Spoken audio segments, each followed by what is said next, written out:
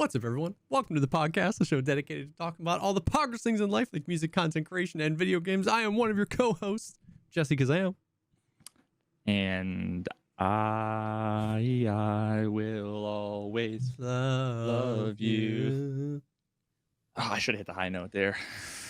You haven't warmed up the voice. No, I haven't. I've only been sitting here talking to my audience for 3.5 hours. It's definitely not. While mowing some lawns, I see. I've been mowing some lawns. Yeah, I just felt like using the controller today. I'm sick of mouse and keyboard from editing this fucking documentary. Yeah. I'm so close to being done. I can't wait. How so? It's 7 hours. 7 hours. I did. I literally. 7 hours. Dude, we need to like go back through the intros for the past 3 weeks. 3 weeks ago, you were like, it's like 2.5 hours done, and I'm like halfway done. And then last week, it was like, it's like 4.5 hours right now, and I'm about 2/3 of the way done. And then on the Patreon episode earlier this week, you're like, it's gonna be probably around 6 hours.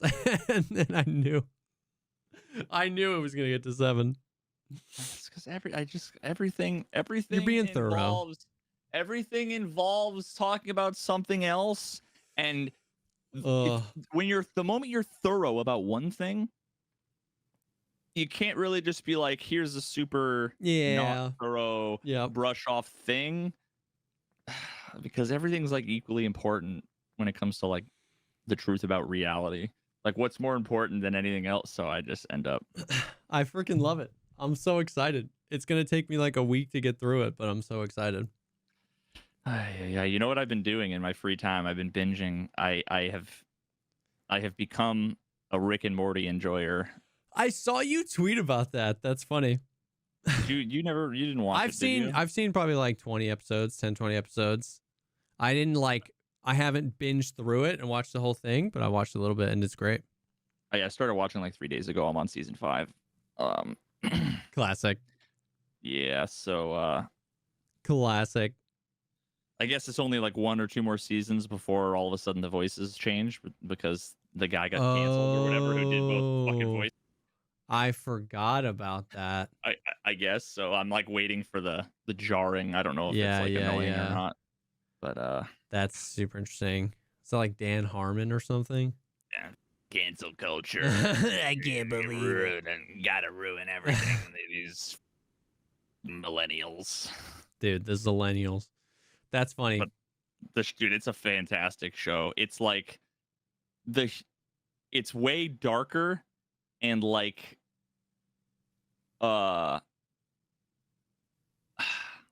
adult than I thought. I mean, it's just straight up like the goriest of the gore. Yeah. Like sex jokes constantly, like for sure. I mean, it is just like a peek into his mind on like existential crisis, nihilism, science, funny sex jokes, haha. Like it was Justin Roiland, not Dan Harmon. Sorry, Dan Harmon is attached to that show, right? I think. Yeah, he's one of the creators. But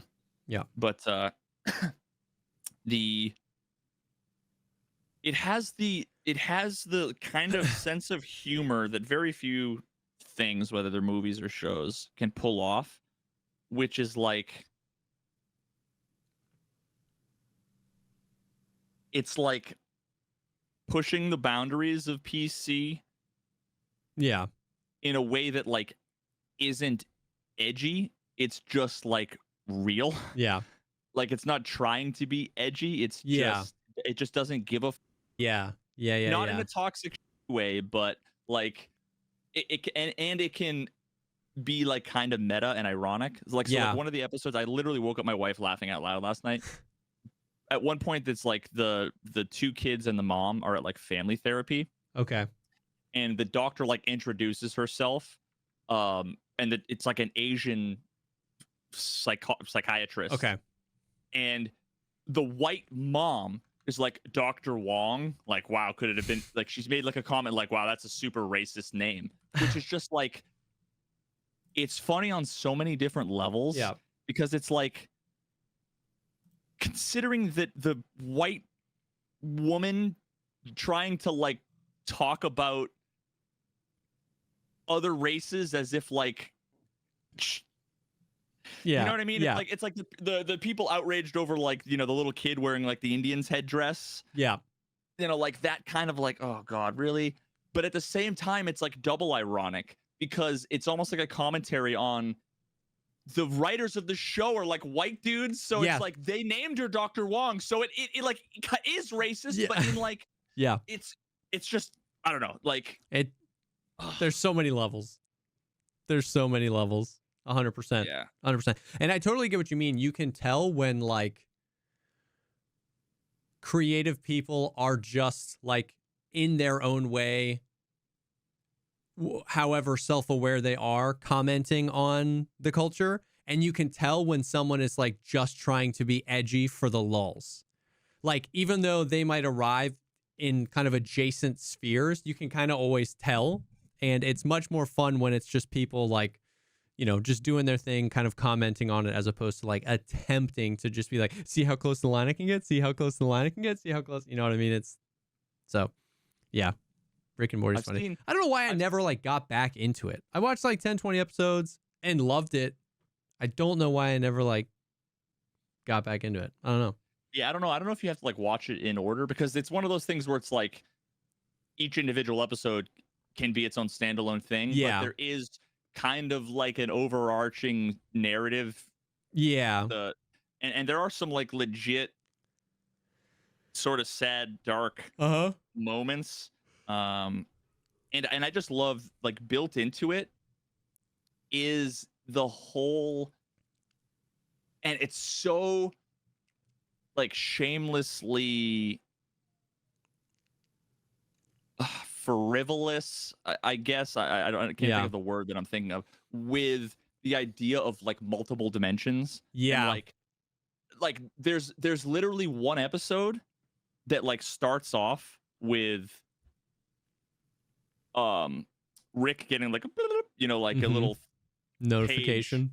Oh no, actually it doesn't start that. It starts with them like playing board games or something or eating breakfast, and then all of a sudden someone comes in and just kills them all, just shoots them all in the head. And it's like, holy and then the next scene is he gets a little notification being like, the decoy family got killed, like everybody pack up and whatever. And the entire episode is literally then all of a sudden they die, and then it's another one going, the decoy family got, and then it ends up this whole existential thing where it's like all of them are like, I don't know if I'm the decoy or not. Oh my God.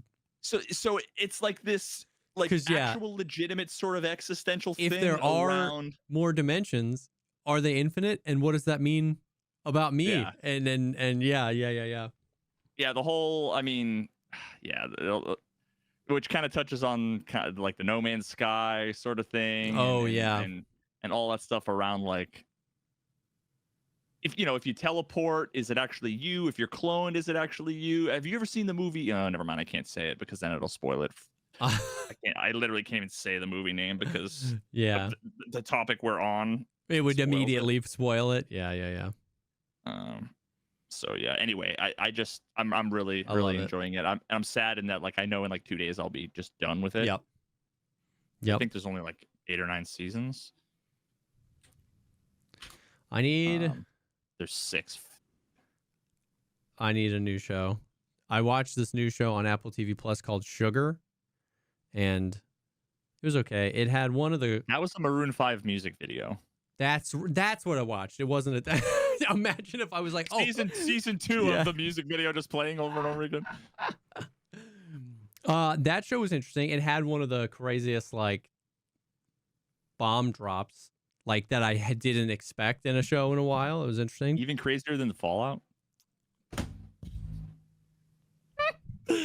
All right, that's our episode. Thank you, patreon.com/. I spent all day playing golf with my dad. Okay, I gotta get it out. Yep. I get it. You're welcome here, dude.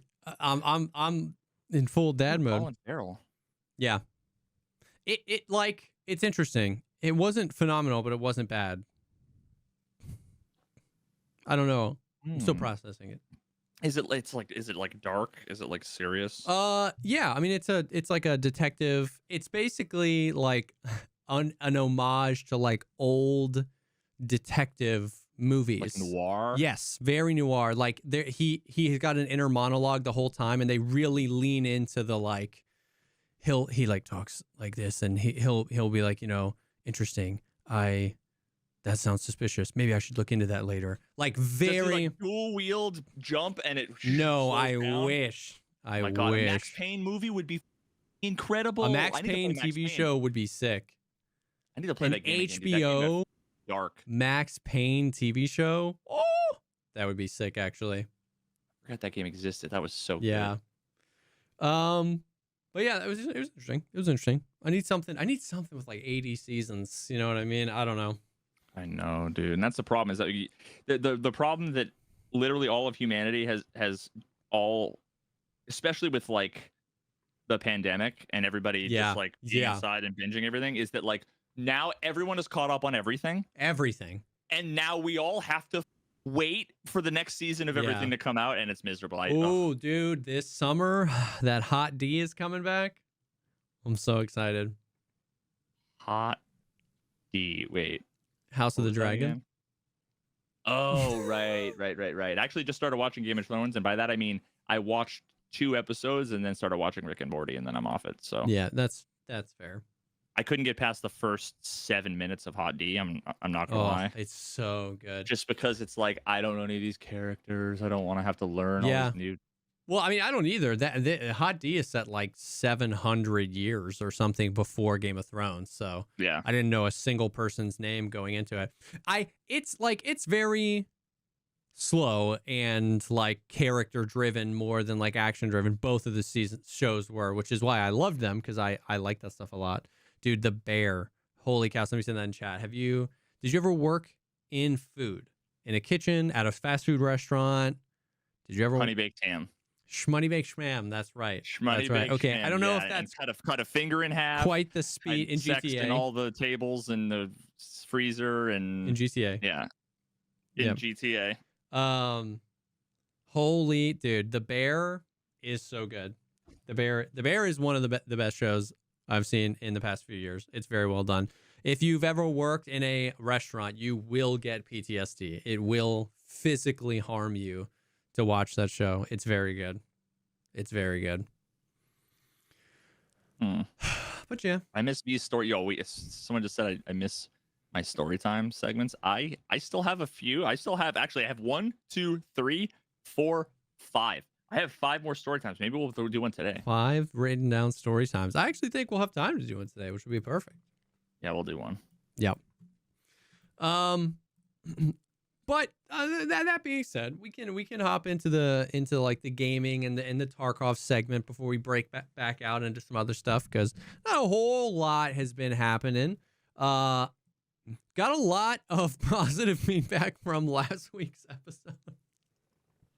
Dude, a lot of people have been saying I actually got a lot of good feedback for the last few episodes, and I actually decided to dip my toes into the comment section, and I have to say I was extremely pleasantly surprised with how many people who like weren't regulars in my chat were like, I'm so excited for my documentary. I'm like, oh hell yeah. Because I normally, honestly, I just expect people to go, I'm so sick of all this non-Tarkov talk. Yeah. Shut the f up. And, make a new podcast. Go, Jesse should replace Veritas so that he can talk about Tarkov all the time. And then, of course, now this time around was a bunch of people saying they were so excited, and then a bunch of people saying, why are you still talking about Tarkov? The game is dead. Yeah. Oh, yeah.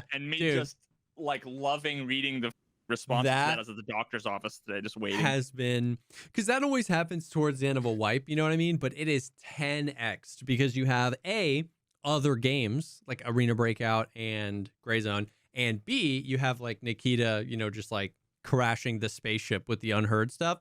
And so that it is like a factor of 10 more frequently that it's like game is dead, go play. Like people are like, it's so funny. People come in concerned. They're like, I'm glad Jesse can hold down a decent amount of viewers in this game still, because it's dying and it's dead and nobody, it's like, it's, it's hilarious. Just wait till wipe. But what happens is it's a balance, right? When the wipe happens, it'll be, I knew all of you would come crawling back. Oh, my favorite thing to do right now, every day, I called this. I should have clipped it. I called it, dude. After the Unheard edition stuff went down, I like played PUBG for a day. I took a few days off where I was like literally off stream, Gray Zone launched. I was playing that. And then I hopped back to Tarkov like less than a week later than the Unheard stuff. I was playing Tarkov. Like I played some Gray Zone because that launched. And like 2 weeks ago, I remember being like, dude, every day that I play this game for the next 3 months, somebody's going to come in and either say, I'm so glad you're finally back on this game, or I can't believe you decided to come back. And brother, let me tell you, every day, the new running joke now is I just today was my 14th first day back. And I'm super excited about it because people keep, I was like, oh my God, so glad you finally decided to come back and play Tarkov. And I play Tarkov every day for 10 days in a row. Like it's so... you need to have like one of those like days since accident. Yes. Counter, but it's like days since, and always just keep it one. It's always one, dude. Just make it a JPEG and not actually like a counter. This is my 14th first day back. It's so funny. And I get it, but it's just like, I don't know. It's the confidence and there's just always a smugness about it of, you know what I mean?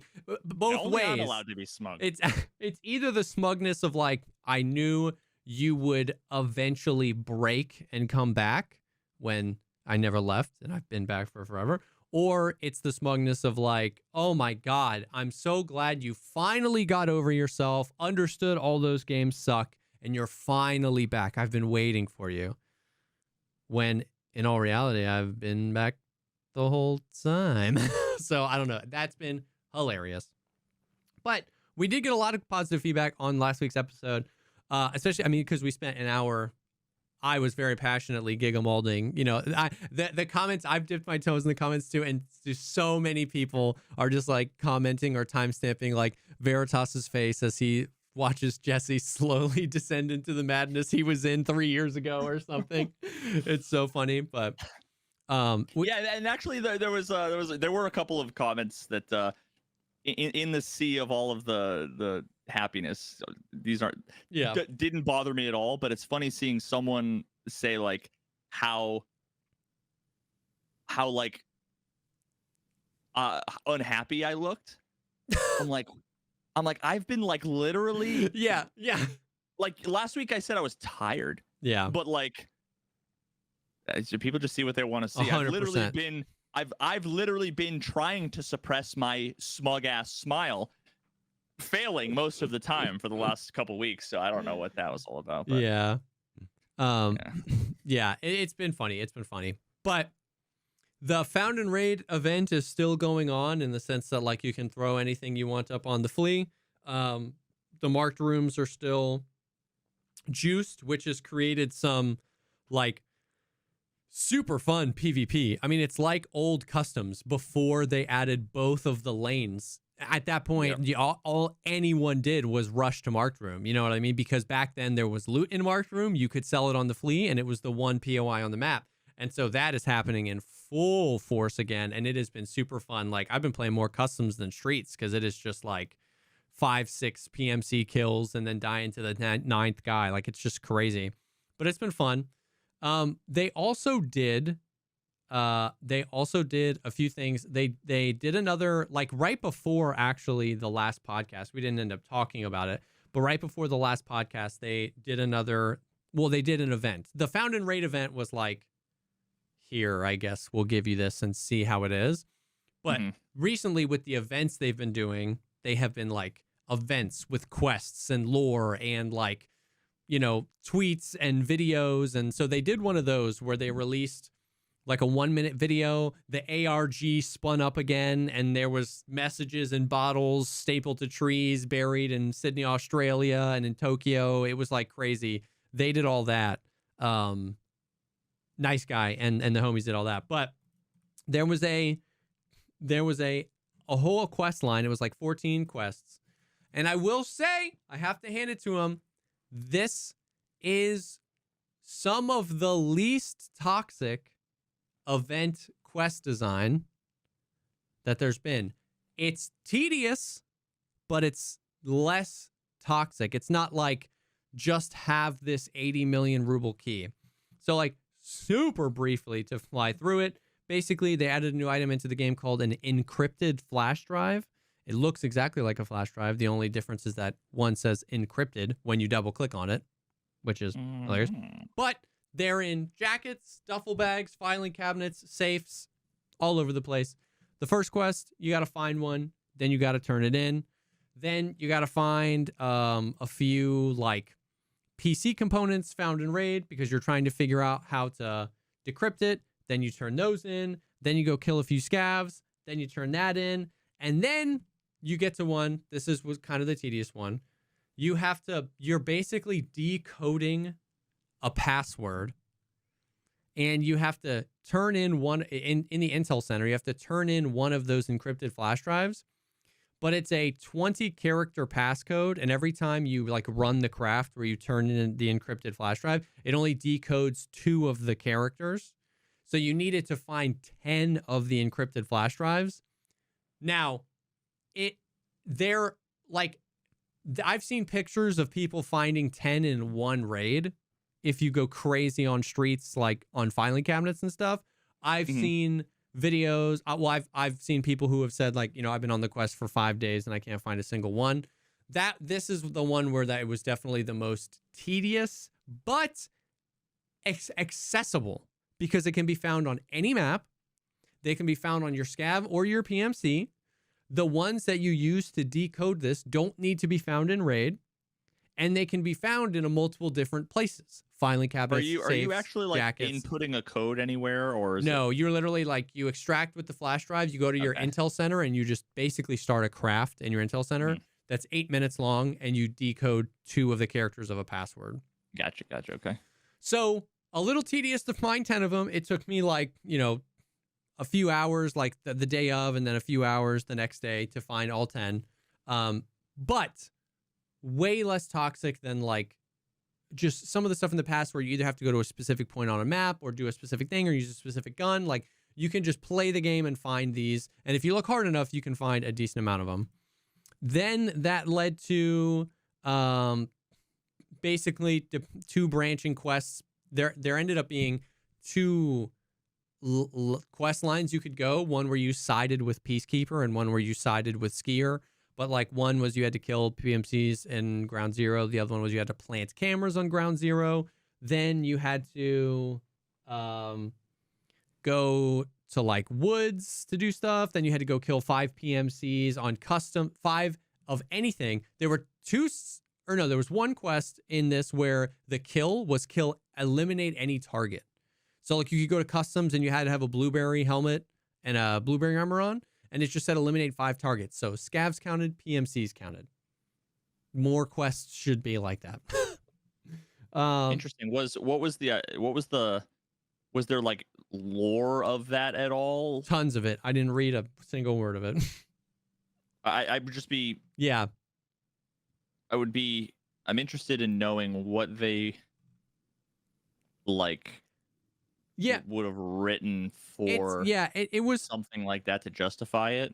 Yeah, it was like you're finding this information from Ground Zero and you're decrypting it and you're handing it over to people. I don't know why. You know what it's called? I mean, what does it start with? It starts with the Tarkov Mystery is the name of the first quest. But it unfolds over the course of like 10 to 15 quests. Breakthrough U-turn. So which one? Either. So that's what I'm saying. You find this flash drive and you have 2 quests. One is to hand it over to Skier and one is to hand it to Peacekeeper. And depending on who you hand that to, changes the next several quests you do. Decryption hurdles. They're all similar, but they get slightly different depending on who you did it to. What's the one where you have to kill random people? See, I don't know. The wiki is being weird. The wiki is like skipping a bunch of them. Like there was, I'm pretty sure it was after take 2 where I planted the things. Then I had to go kill stuff on customs, but this just goes straight to Forgotten Acquaintance, which is going to Lighthouse. Like Lighthouse was close to the end. So the wiki is skipping over some of the ones that were like more menial or just like go here, kill this. I know at some point I had to put on a blueberry helmet and a blueberry armor and just go kill random things on customs. Sure that wasn't like a daily quest. Yeah, no, I'm positive. And then after that, I had to go kill scavs on customs without any sort of requirement on what gear I used, but it had to be scavs. Cameras. Okay, yeah. I mean, the only reason why I'm asking is because we've just talked before about the design of quests. Yeah. And you know, like the example that I was talking about last week about like the motivation for kill Killa. Yeah. Right, like the design of the quests, the part of the actual how well they're designed, in my opinion, has to do with what they're like, why they're asking you to do what they're asking you to do. Yeah. So, you know, like in the case of the Killa one, it wasn't you need to prove yourself as a, you know, professional, blah, blah, blah. It was like, we've got a problem, take care of it. Yeah. You know, kind of thing. So this now, one says, okay. I sided with Skier. And one of my quests was to go to customs and kill scavs or PMCs with Untar armor. So I was probably setting up Peacekeeper, right? Because I sided with Skier, so he probably had me put that armor on and just like go kill stuff. It doesn't matter what you kill, just go kill stuff because we want people to think it's those Untar guys. Yeah, one of the ones I just looked at apparently was the wrong path. That was kill Skier's people or something. Yes, this that one, comes eliminate later. Yeah, any 5 targets while using gotcha. Okay, so now I understand. This is probably it's pretty similar to the whatever the other quest is, where they want you to like cause disarray as a certain person while playing as like a yes, I am a policeman at this department, and then you go do a crime, and then everybody's like, yo, f the police, right? Yeah, so, yeah. Like, I've been reading their girlish chat. The Doves want to team up because they've lost too many people in these stupid skirmishes. We need to stop them from forming an alliance. They've done enough damage as it is, and I already have a plan. Grab your gear and go make some noise. It will make them doubt their idea. So maybe part of the lore was that the scavs and like Peacekeeper, because this does end up you working with Fence.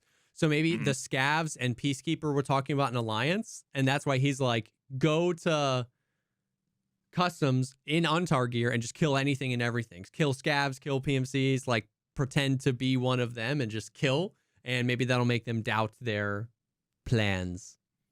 It's kind of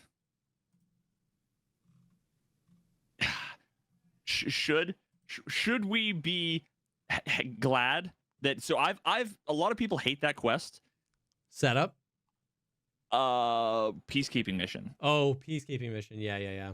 I don't find that one too bad. My computer literally just blue screen. Nice. Sick. I have always thought that quest was actually well designed. Whether it's fun, whether I want to do it is a different thing. But in terms of like game design, I always thought it was a well designed quest. So the fact that they just copy pasted the quest on another quest line is like they're duplicating the good quest. Yeah. That's less bad than they make another shitty quests. Yeah.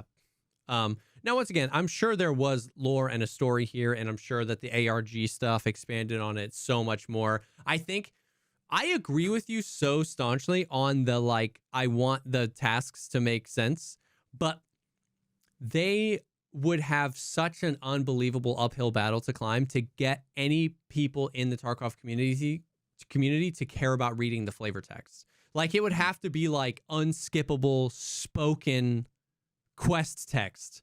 FMV. Exactly. In order to get people to understand. Like, the last time I even considered reading more than the requirement on any new quest added to the game, it's been years. Like, you asked me, And I know the answer for me. And I got caught off guard when you asked me. Like, I put in our notes, I was like, oh, we can talk about the new event quest. And you were like, what was the lore? And I was like, oh, it wasn't until this podcast 6 minutes ago that I even considered reading a single one of the flavor text to any one of these quests.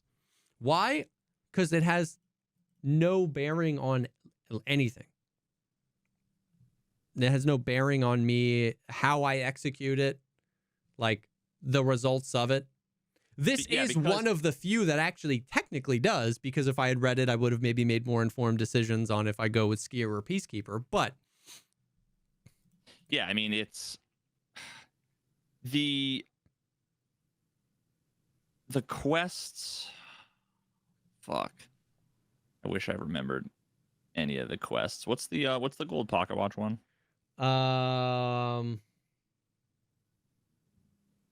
don't know.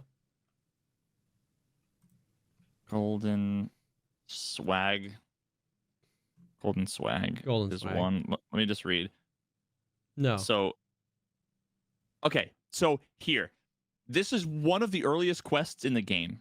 Yeah. One of the earliest quests, right? Want to take a side job in your main specialization? Hee. Okay, that's creepy. What a hypocritical world. I serve time for roughing some punk up, and my lingo gets me scoffed at by a nutcase who drops people down in numbers without a trance of remorse. And where's the justice? That's right, as my prosecutor said, blah, blah, blah, blah, blah, blah, blah, blah, blah. Okay. A group of scavs is infesting the factory, and one of their pins is a character who goes by the handle of Uruguay. What a word I don't want to say, alias to choose. What a shame. Who the hell raises such morons? But I digress. The objective is to finish his earthly path, but this is only half the battle. He has a lighter, sort of a lucky charm. The gilded Zibbo fidgets it all the time in his claws, dropped by my place, and sure, went on clicking it. And by the way, he lived in the dorms, room 303. So I need this light to be carefully dropped off in a safe house for somebody to properly get blah, blah, right? So it's like, if that, ignoring all the garbage beforehand that is actually just kind of crappy writing. Yeah. And it's like a bad attempt at world building flavor, but that's actually like a perfect quest. Yeah, no, I agree. Like, I hate to say it, but we all hate it because we've done it 800 billion times. Yeah. But the idea of wanting to plant a thing somewhere else, you go to the guy's house, they tell you where he is, you have to find the key, right? Like, all of these things. For sure. It's interesting. You have to go from one place to another on a map in the same, like, yeah. It's just and the quests have just gone. Like, it's like whoever made this quest doesn't work at Battlestate Games anymore. You know what's funny though? Must have left. I hadn't even thought about this. Like, Gray Zone. So basically, at first, what I was thinking is they shouldn't show the deliverable of the quest on a separate line, because if I see eliminate 15 scavs on customs, I don't read the rest. I know I need to eliminate 15. But then I was like, then you lose the ability to track your progress if they don't do that. But then I was like, flip it the other way. Gray Zone actually did a really good job. I was nonstop opening my tasks and reading the flavor text, because they like the deliverables ask a question that the flavor text answers. So you get the gist. So it'll be like find the secure hard drive. That's the deliverable. And you're like, where is it? And in the flavor text, it's like, it was almost exactly that. It was like, the guy was into some really deep stuff. He lived up at Tiger Bay in one of the estates. And so I think with Tarkov, a lot of the quests are like, the deliverables are so simple where it's just like kill 10 PMCs or turn in this item. Like, turn in 10 power cords. There's no questions I'm asking. It's just, I know I need to go in and find power cords. So I just scav interchange or some place where there's tons of PCs, right? You know what I mean? Yeah, but there's nothing else I need to know. But Gray Zone is going to have simple quests like that. Yeah. But here's the difference. The difference is, And it's the same reason why that quest was done the way it was. Because when they made the quest in 1994 or whenever the they made it, there was no wiki. So they have to tell you there's no wiki for Gray Zone. So they have to give you that. Now they don't have to give you the information. Yeah. Well, it was, chicken and egg type thing, because some of those early quests were also written poorly. Like, for sure. One of the quests that's been in the game the whole time, I don't remember what it is, but it's on customs. It's where you have to go. Yeah, is boiler side, the train, and then where the thing was like bugged, where you actually had to like get in the corner and then slow lean until the thing came up. Like, that quest flavor text, if I'm not mistaken, is like find the thing on customs.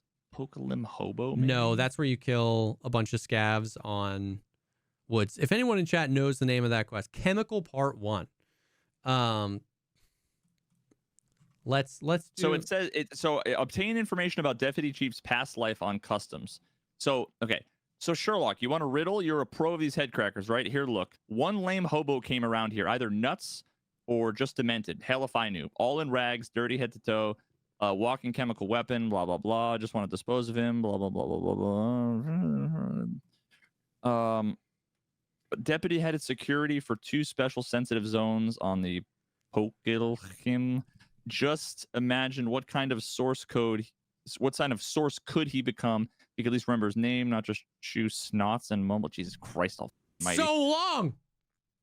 All this time, that bagger lived somewhere, sleeping on some pissed through mattress, right? Right. You should look for that place. So the quest says go to customs, and all you have is pissed through mattress. Which is like every single room in customs. You'd look at every room in dorms. And then even then, you're looking for, it says obtain information. So you're like looking at every crevice, under every folder, every desk. You don't in all actually the rooms know. You're looking for a physical item.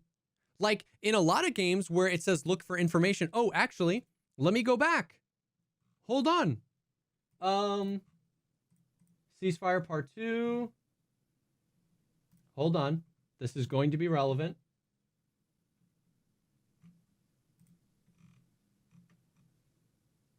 Oh, maybe okay. Oh, the image doesn't show. Okay, wrong thing. Train cars. Anyways, a lot of those images are placeholder. Even if that one shows a train car, like a bunch of unrelated ones show that same image of a train car, right? So that would just be luck. It wouldn't be good quest design. Yeah, and so someone just said, yeah, I mean, it's a hobo, though, and hobos hop freight trains. Why would he live in a dorm if he's homeless?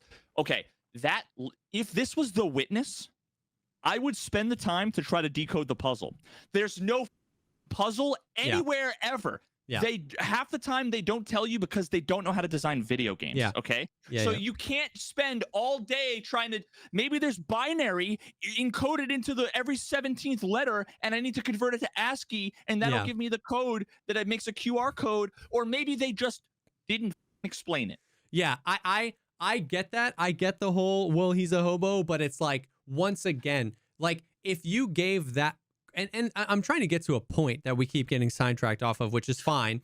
But no. But if you gave that quest, Chemical Part 1, every bit of grace, well, like, yeah, you're supposed to read it. So that I would still say it falls way short because, like, nowhere in the quest text does it say you have to go to customs. You actually have to look up in the top corner of the text, and it says it's on customs. It doesn't tell you what area of the map, you don't even know what you're looking for. If you're doing the first time you do Chemical Part 1, you're level 15, right? Your first playthrough, you don't know that there are train cars on customs. I don't even think that's definitively not the only place there are train cars on customs.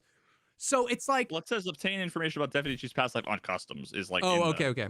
So like there are multiple places there are train cars on customs. There's 2 dorms that are, all over the place. So like I would say, and it's abandoned. So a hobo could live literally anywhere. Yeah, and exactly, the whole region is abandoned. So this hobo isn't actively hopping freight trains in the Norvinsk region. It's the whole place has been abandoned. So if there's a hobo, so it's like it could have said, like what we're saying is that certain quests here, and this is to get to the point. What we're saying is that certain quests like the watch one that you just read did a fantastic job. So this is another reason that we can say Chemical Part 1 is a bad quest, because in Tarkov, they've done better quests. That quest you read was great. He's a dude. He had this lighter. You know why the lighter is important, because it was important to him. He lived in the dorms, room 303. You'll go there the first time. You'll see it's locked. You'll then go, oh, I need to find the 303 key. Like, it kind of unfolds as you go. So, and you know what you're looking for, and it's obvious. There's not just gold lighters hanging around, right? It's saying the golden lighter. So we don't have to use Gray Zone. We don't have to use another game and say, well, it's not as good as Gray Zones. We can say Chemical Part 1 is not as good as Golden Swag. Because what information I'm looking for, I actually don't know if that information is like, I just go to a certain, like one of the quests in this quest chain this week was go to the roof on customs. And by just going to the roof, I got the quest done.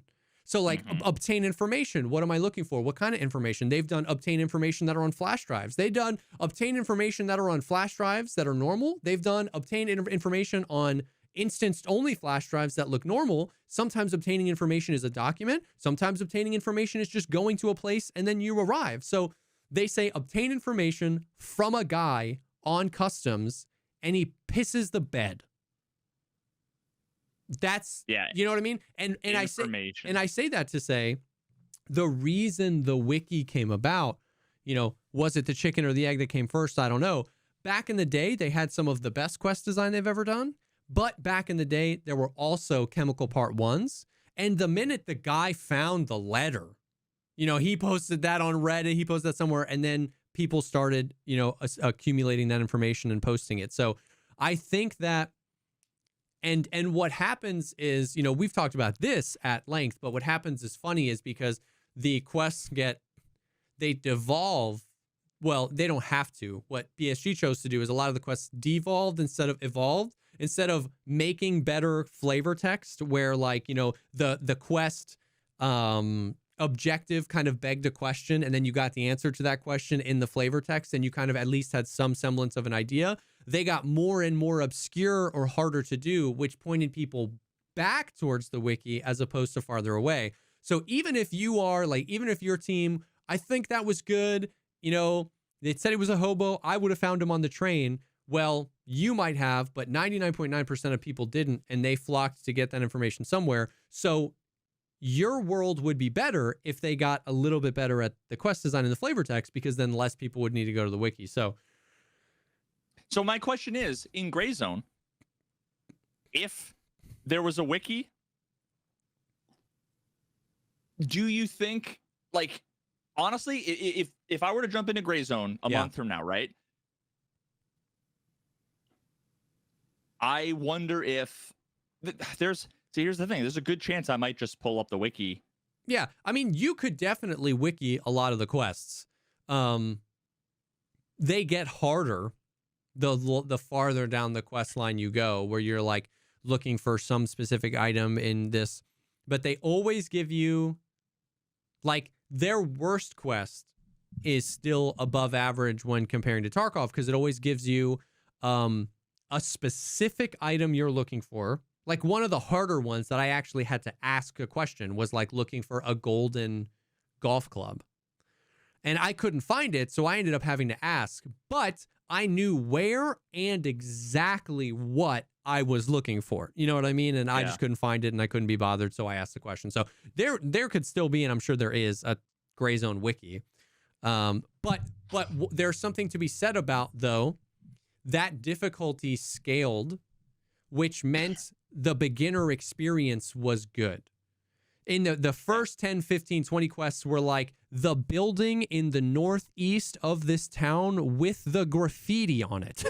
And so you kind of like, you know, that the game was educating you on like how wide of a range is northeast. Sometimes it was right in the northeast corner, sometimes it wasn't.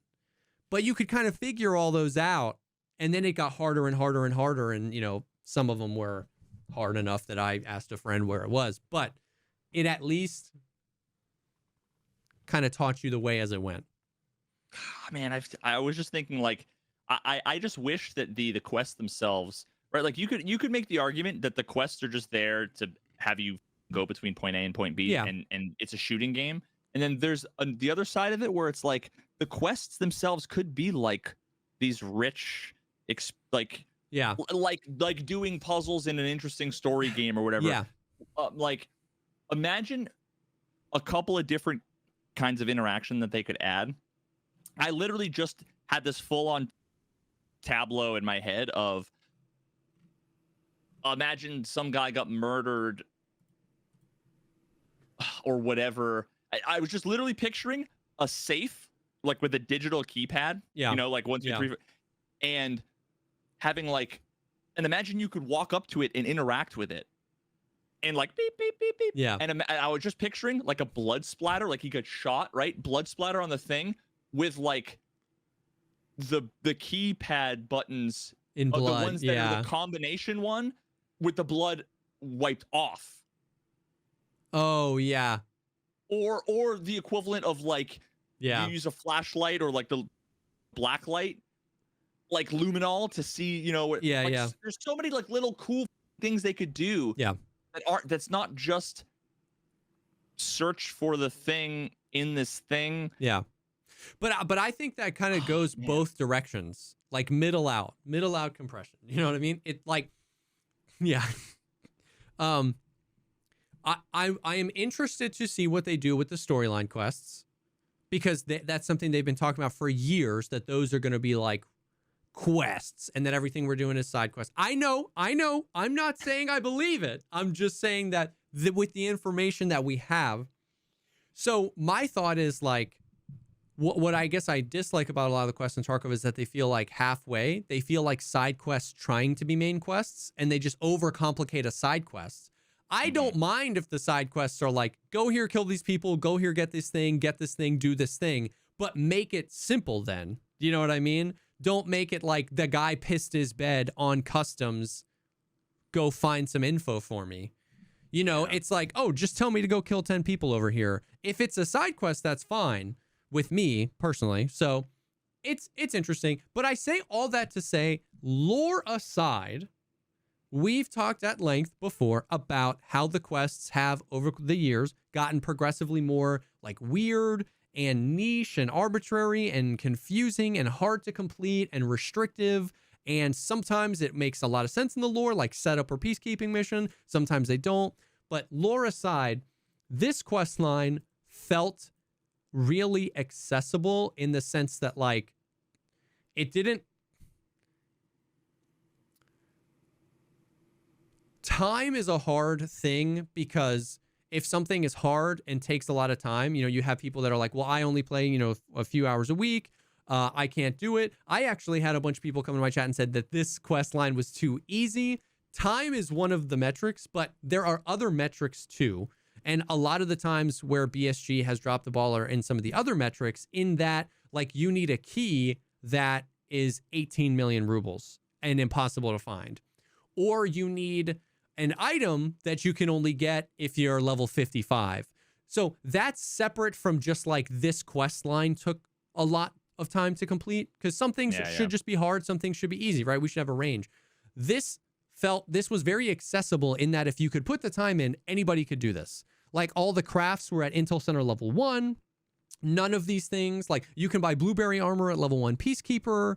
The only weapon requirement was an M4, and they gave you one, and you can buy M4s. Like nothing about it intrinsically was like, this is ridiculous. Even the encrypted flash drives, it wasn't like they were only on labs. They were on any map, filing cabinets, safes.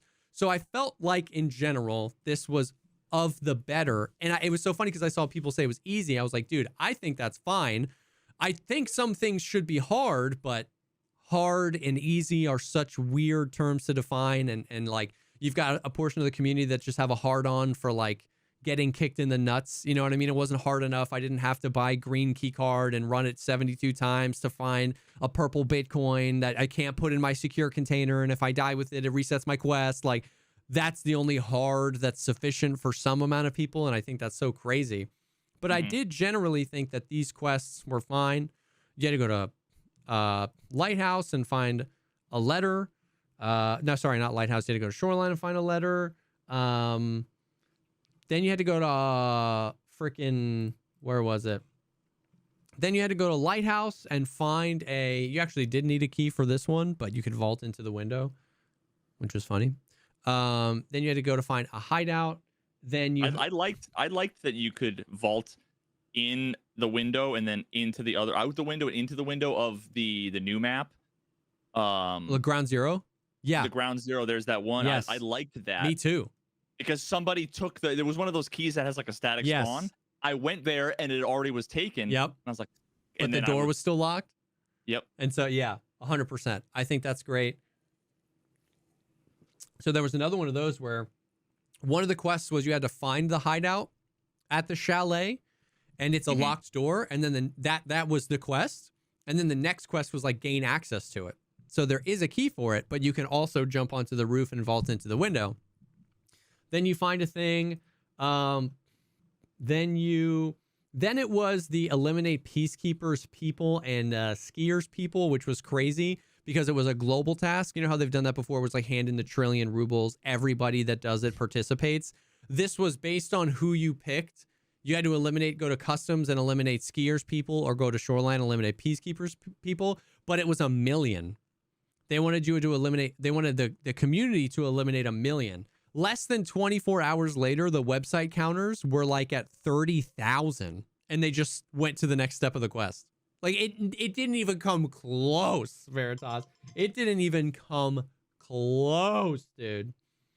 Then you had to like plant some radio repeaters on woods. Then you had to go do a bunch of stuff. Let me see. Then you had to sell 15 barter items to Fence, which you could literally buy off the flea market and then sell to him.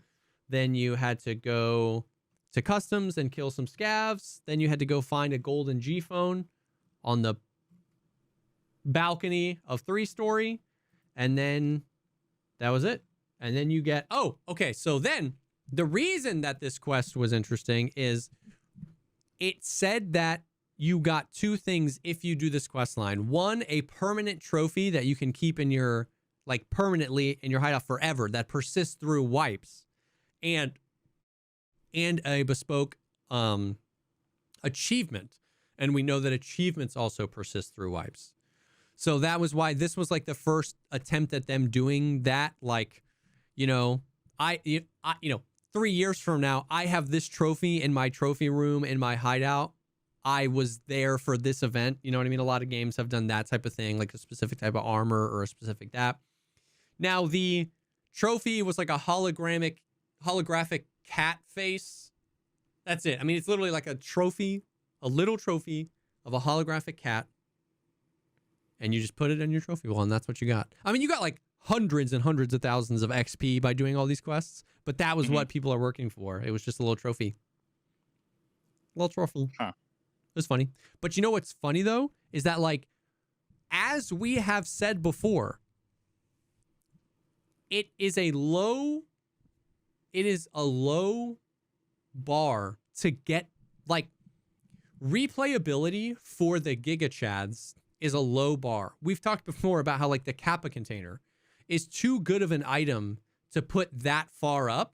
Like, the Kappa should be like level 42, because who cares? If you can get to level 65 and get the Kappa, you don't need the 3 extra slots. And the grinders don't need that good of an item as an excuse for replayability. And you want to know how I know? There have been more than a few people who finished this quest, got the achievement, and reset their accounts so they could do the quest again, choosing the other trader, because it was 2 separate achievements. Like, the achievements are so meaningless. They're so nothing. But you have people resetting their accounts so that they can get the other one, because once this wipe ends, once this quest line ends, you can't get those achievements again. So as we've said before, the grinders, seriously, you know what I mean? The people, it's like, it doesn't have to be that big of a thing to give them something to do to make them happy. Like, the grinders are there to grind. You don't have to give them the cool rewards. You can just give them cosmetics, clothes, trophies, achievements, stuff that has no bearing on gameplay, and they'll keep themselves entertained for years to come. You know what I mean? For years to come. So I found that to be interesting. There's a few other Tarkov things, and I mean, we can even keep talking about that if we want to. But before we do, I do want to take a second and thank the first sponsor for this episode, and that is MeUndies. Once again, I love their kind of copy here because it's so true. You've got, in your underwear drawer, anything goes. You got pairs from 3 birthdays ago, 2 Christmases ago, 5 different brands, 5 different fits. That is so me. Literally, I am in the shower and then I get out and I realize I grabbed the underwear that literally fits wrong and I hate it. And so I just walk into my room and I get the other pair. It is literally all over the place. But the buttery, velvety, soft comfort of MeUndies has me hooked now, for sure.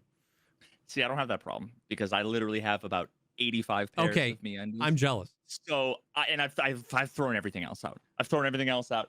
Today I got dinosaurs. Brother, dinosaurs. I need some funny ones. I got black ones, but I need some because that's like, I feel like, remember back in the day, socks were the big thing where you can get like the weird looking socks. I feel like that's undies now. I don't know.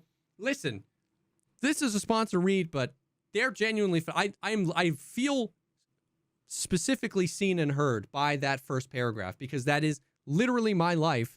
And I just go and buy the cheapest stuff I can find normally. And now every single time these are washed, I want to wear these.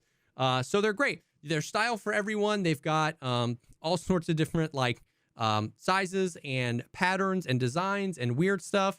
MeUndies also isn't just about underwear. You can explore their lounge collection featuring comfy joggers, hoodies, onesies, activewear, all sorts of stuff. All just as I'm wearing the joggers almost every day, by the way. Really? I need to get some. I need some good joggers. Their signature fabric is soft and warm. It's breathable and stretchy. They use sustainably sourced materials. And if you're not happy with your first pair of MeUndies, it's on MeUndies. So I've really enjoyed them so far. I want to get more stuff. So if you're interested, you can get 20% off your first order plus free shipping at MeUndies.com/pogcast. That is MeUndies.com/pogcast for 20% off plus free shipping. MeUndies, comfort from the outside in. Bada bing boom bow. I kind of want to play. I have an idea for a game. Oh God. A podcast game. Okay. But I'm working on it. So give me a couple minutes, and then I want to play a game. Is it Tarkov related? All of that. Oh yeah. Oh yeah. Oh damn. Mm-hmm. So that was just stall. Continue to stall while you get ready. All that was to get ready for. Okay. To wait. I'm excited. Yeah. Okay. Well, the story of Nikita's Twitter saga continues. Oh, no. Not even bad. Well, okay, there is one. Let me see if I can find it. Dude, I don't know. I think I screenshotted it. Screenshotted it. Anyways, dude, I don't know. Wait, okay, I might be able to play the game now. If I'm you want. freaking losing my mind. Yes, I was looking for a screenshot that I sent, but yes, what? Yes. You go, and then I wasn't ready apparently. Well, so I guess the paradox here though is that you'd probably have to pay attention. Okay. To play the game, so maybe this won't work right now. Okay. No, I'm so attention paid. Okay. I'm gonna read you. This game is called Nikita or ChatGPT. Oh God. I'm gonna read 3 excerpts of quest flavor text. Okay. Oh. 2 of them are real. Okay. One of them I just generated with ChatGPT. Okay. Okay. Okay. Oh God. Tell. Okay. Okay. Okay, here you are, just in time. I could use your help. My dudes tried to borrow some supplies from the warehouses at the military base, but no luck. Some serious guys dug in there. And these other fellas are tough as not just regular smartasses. And I feel that unless you them up, my guys can't steal any supplies from there. I don't give a shit about the whole base, but the underground warehouses are where the good stuff is. You'll help us, won't you? Yeah, go there and back up my guys while they search the place. I want to say that's Tarkov. Okay. Okay. Hey there, come in. Well, as you can see, it's rough times now. You can trust nobody. There are traitors and moles in every corner possible. But as far as I can see, you are a good soldier, proven in action, so I can count on you. Now, I need to send some info from time to time, and I need an appropriate person for this. Someone who's trusted not only by me, but by everyone else, too. That I want to say ChatGPT. Okay. Oh, God. Last one. Last one, okay. Listen up, soldier. I've got the lead on something big, something that could turn the tide in our favor. Somewhere in the city, there's an old manufacturing facility, long abandoned. Rumor has it, back in the day, it was used for some high-level research stuff the government wanted to keep buried. I need you to get in there and find an encrypted data drive. It's hidden somewhere inside the facility, probably well guarded. That I want to say ChatGPT as well. Okay. The first one was real. The second one was real. And the third one was ChatGPT. What's ChatGPT? Okay. And I actually changed it slightly from what the prompt was because it said somewhere in the woods. And I'm like, nah, he would know. Jesse was a woods main. Yeah, he would know. Yeah. And also, there's not like a facility in the woods, really. Yeah. So I said somewhere in the city. I'm like, maybe the streets is big enough that he wouldn't know. Yeah. I haven't played enough Streets to know if that quest makes any sense. Yeah, but once again, dude, it has been such an unbelievably long amount of time since I've read the flavor text that I wouldn't even know, like, how they refer to the things I have callouts for. You know what I mean? Like, is that a lab? Like, I played Streets for like 4 months, and then it took like 4 to 6 months of them, and then they did an event quest before I realized there was a Terra Group facility on Streets. It was like, go to the Terra, and I'd been playing Streets for 6 months straight. I was like, where's the Terra Group facility? And then I was like, oh, it's that building.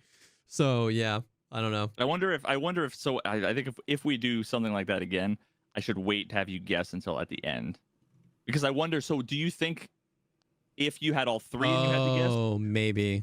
Because yeah, there was only one fake one, right? So I felt pretty confident about the first one, and I felt pretty confident about the last one. It was that middle one that I was on the fence about. So then maybe if you heard all three, you would have gotten it like totally right. Maybe. Yeah, because maybe after I'd heard the one I was confident was ChatGPT, I would have then. Yeah. I don't know. I grabbed like the most pointless quest, the one where you have to reach level 4 with all the traders. Perfect Mediator. That's the one where it's like, and I also left out the last sentence. Don't bother Ivan Igorovich for now. Do you even know who that is? No. I forget. I feel like that's like probably Skier's name. Ivan Igorovich. Oh, it's Jaeger. Wait, but you have to reach level 4 loyalty with him. The flavor text literally says forget about him now. Forget about him. So they probably changed the quest at some point. Honestly, it probably was when they first added him. You probably didn't have to do it with him. Yeah. And then they changed the quest, and then they never changed the flavor text.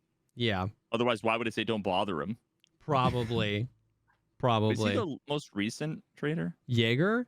I mean, yeah. Lighthouse doesn't count. Or sorry, Lightkeeper doesn't count. So yeah, he's got to be. Yeah. Okay. Ragman. Okay. Yep. Yeah. True. I've been wanting to play a mini game. Next time I'll have theme music. Dude, remember when we were doing Reddit on Reddit? We had like little segments we were planning. Oh my god, when we were just nubile. Yeah, when we still thought we could keep our podcasts to 30 to 60 minutes. When we first started this podcast, it was like, are they going to be at 15 minutes? Are they going to be 20 minutes? Yeah. Yeah. And then now they're like 2.5 hours. Yeah, to 3 hours. Yeah, 100%. And we don't even get to cover all the shit we want to talk about. No. Okay, so what I was gonna say was Nikita's kind of Twitter continuation, I should say. Okay, so there's been a few interesting things, and none of it really is like super negative. The only thing is what's been funny is that Nikita, it's man, the internet is a place where like nothing is a W or an L. All things exist in this like weird state in between.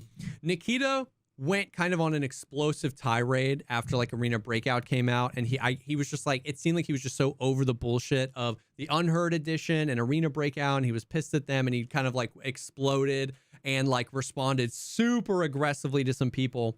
But for the past like 10 days to 2 weeks, what he's just been doing is like tweeting polls and like asking questions and leaking stuff and posting screenshots, and it's all been like super just chill stuff, super cool stuff that, you know, communication questions he's asked the community on like how they feel about certain mechanics, basically what we've wanted the whole time. And of course it's like, but everybody has to look at that through the lens of, is this a W or is it an L, and why? So you've had a bunch of people tweet stuff like to the effect of, you know, it only took one PR nightmare and now one Tarkov-like competitor to finally give Nikita the kick in the ass to finish everything he was promised. And then like Nikita's responding to tweets like that with like, yeah, we completed everything that we promised in 1 week. We literally just sat there doing nothing, and then bam, stuff became ready in no time. So Nikita's obviously, you know, firing back and trolling.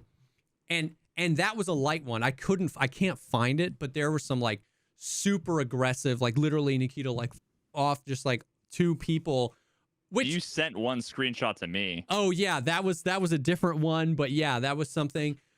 But basically what's happened is off in all caps. Yeah. Go 3D rip this knife from EFT and compared to this knife. Yeah. What I'm saying is, yeah, that one was Moy Dogs. Not that one. The other one I read. What I'm saying is that Nikita is fighting back on that, and there's layers to it, because one of the layers is like what people like Nikita's response to that, which is like, we were doing nothing and then bam, suddenly all this work got done. Nobody's saying that. What we've wanted forever was communication about the work being done. You're now communicating about the work being done right after all of this stuff. So it's like, if he's right and it has nothing to do with the Unheard stuff, it has nothing to do with Arena Breakout, which seems unlikely, but even if he's right, it's useless to argue that, because if it literally came from just like an enlightened moment 7 days ago where he woke up in the middle of the night and was like, I should tweet more. He picked the worst time to do it. So like, it's only going to be seen that way. So the pushback and the arguing of like he just keeps doubling and tripling and quadrupling down. I'm like, no, I'm just deciding to communicate. I'm just doing that. It's like, just ignore that and just keep doing it. Because it is a smaller sect of people that are calling him out. And I'm not saying you should or shouldn't call him out. I'm just saying that it's such a weird look to me to argue against that, because the timing is unbelievably coincidental. You know what I mean? Yeah, no, it's the same. I remember having this conversation, I forget about what. I think it was on the podcast probably a year or 2 ago, about the paradox of when someone like f***s up and they make a mistake,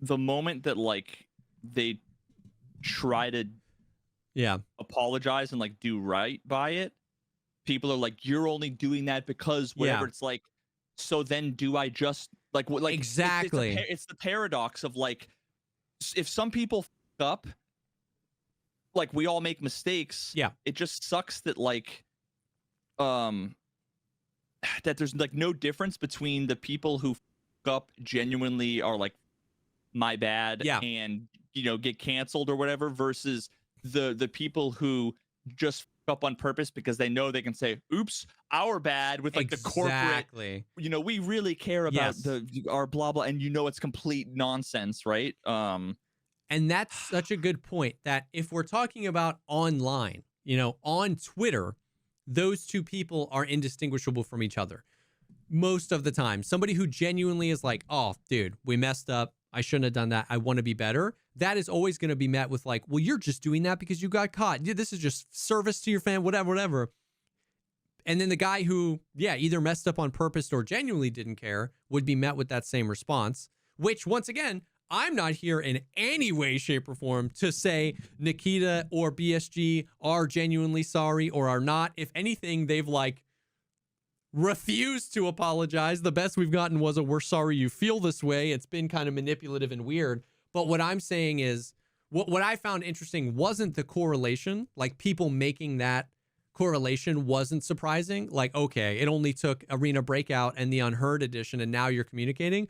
What I find interesting is his like visceral rejection of that. Like what else would you call it? Because once again, very few people, like only very few people actually believe they were doing no work and now they are doing work as a result of the drama. What most of the people believe is we've been begging you to communicate more with your audience for 6 years. It's mighty sus that you woke up 4 days after all this happened, Arena Breakout came out, and decided to start communicating. So it's more about the communication, and we love it. We like when you tweet leaks. We like when you guys let us know what's going on. They even took some feedback. This event that's going on right now, like I said earlier, gives an achievement, and when this quest line is over, you'll never be able to get that achievement again. Gingy and Arrowing Marine and a few people were adding Nikita on Twitter being like, if this does really go away and we lose access to it, it would be really nice to know how long we have. Because now people are asking, do I have time to complete the quests? And we don't know. Sure enough, 24 hours later, the official BSG account tweeted, hey, the current event is going to end on this day. So whether you believe it's altruism or for nefarious reasons, whether you believe that it's all because of the PR nightmare or Arena Breakout, or if it's different, what's happening is communication that we've wanted for a long time.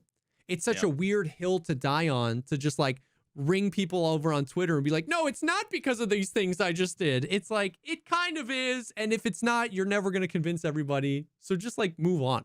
That's what I just found interesting, I guess. Because you're never going to be able to convince anyone of anything anymore. I don't know.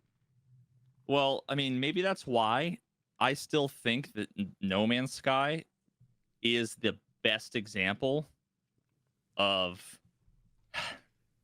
and this is actually kind of slightly paradoxical. It's the best example of this done right. Yeah. But in a weird way, because they didn't communicate at all. Yeah. They shut the fuck up. Yeah. And they just got to work and then just start spitting out a good game. And even then, and they didn't majorly fuck up before either. Yeah. That was the games press and the player base. Yeah. Honestly, were the ones there, but because that resulted in a positive result doesn't mean I think it was the best course of action for them. I think what they were doing with the work plus like weekly communication about what they were working on while literally never responding to a negative comment, I think that would have been a net positive outcome. They would have been putting out communication, hey, we're working on this, we're working on that. It would have been literally complete, like ratioed every single time trolled, but the true fans would have gotten, because that was a thing at that time, was that the people that did enjoy the game felt ostracized, felt like they weren't even working on it. It was hard to tell if they were doing anything. So we look back at that through rose-colored glasses and like, look what they made because they shut up and put their head down. But I think when people were in it, even the people that truly did love the game were feeling like, dude, what are you guys doing? So that So I say all that to say, I love what BSG is doing. It might be because they're embarrassed. It might be because they're scared to lose players to Arena Breakout. It might be because they're sorry for the Unheard Edition. I'll literally never be able to know why they're doing it, but they're doing it. So just keep doing it. Stop like responding to people on Twitter super sarcastically. Just like do it. Put the head down and do it. Because they've been tweeting a bunch of really cool information and it's been awesome. You know what I mean? Like whatever reason you think is the reason they are doing it, sure. Like think that. There's a reasonable claim to be made for all of those reasons, but they're doing it. We can't lose sight of that because that is a thing. We've talked about that before. Where like somebody messes up, it gets messy in public. A question has to be asked, which is like, what do we want as the result of this situation? Right? Well, like we can't go back in time. What do we want as a result? Well, if we want the person to like stop doing that and get better, and they act as if they're stopping and doing that and get better, it doesn't mean you are required to implicitly trust them, but we can't discipline the bad behavior and then discipline the good behavior. It's like, you don't have to trust them. You don't have to like it. I'm not at all saying that you just like hunky dory about it, but you know, I don't know. It's interesting. Yeah, and I mean, I think... Fuck, I forgot what I was going to say. Sorry, I rambled. No, not your fault. Not your fault at all.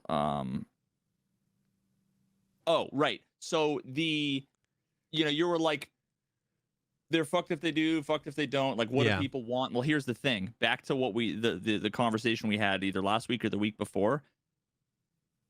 The people who are the ones that are upset, they just want to be upset. Yes. They don't care. They don't care. Yeah. So they don't actually care what you do. Yeah. They would be the ones that would be like, I can't believe you're not apologizing if they didn't. Yeah. And of course you're apologizing if they did. Yeah. Because they don't give a they just want to be toxic douchebags. Yeah. Right? They just want the drama. Whereas the people who I think most of the reasonable people are the ones that step back from their keyboards, and like don't say anything, and they interpret like the apology as like that felt sincere. Yeah. So now I'm not gonna completely want to disengage from like the community or the game. I'm not going to give it up because I actually think that was genuine, versus the other people that are like, yeah, that's bullshit. The people who don't like, the response should never be a gauge of whether or not they did the right thing or not. Yeah, you're right. Yeah. And if you're a person that takes a step back, considers it, and says, I think that's genuine, that's not a complete endorsement and full trust. Like the people that think, I don't know where I land on this, but the people that think like, oh, hey, they realize they messed up and they're trying to be better. None of them think like they're never going to do anything wrong again. You know what I mean? It's like the trust you have when someone in your life messes up and you express your frustration and they apologize, you can believe it's genuine and be happy that that is the route we're taking, and also not fully trust that they're never going to do it again. It's like, well, now you have to show me, right? So I think that's a thing too, where anybody that interprets this as actually BSG trying to get better is immediately just like a dick rider who thinks that BSG is never going to do anything wrong again. And everyone's like, oh, they're just going to take you for a ride again. You'll see. It's like, what I'm saying is that they might. I'm saying that all I can see right now is, hey, I like that behavior. Keep doing that. And we might be cool. We're not cool yet, but like, you know what I mean? So it's a separate thing, and that's important. And that requires nuance, which obviously is impossible for people to understand. But I don't know.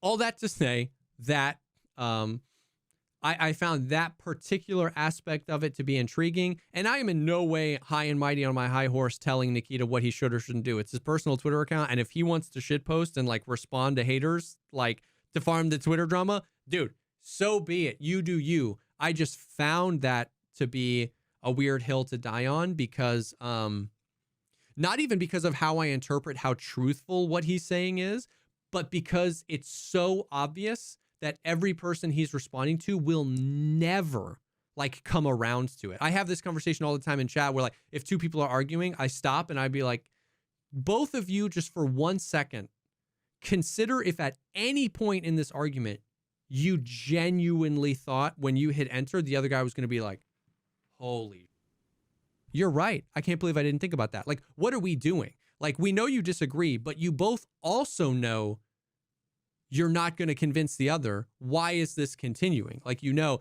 and so it's like he's responding to people that it's like, he knows he's never going to convince them. They know they're never going to be convinced. It's like, what are we doing? Those examples are not exactly equivalent, though, because you have a random person and a random person. That's different than... For sure. Then when he's responding, he's not trying to change that guy's mind. He's trying to make a statement to everyone. I guess that's true. You know, like, so, you know, if I'm quoting some toxic douchebag troll, right, in like Twitter, I'm like quote posting. Yeah. I'm there to like be like, look at this asshole.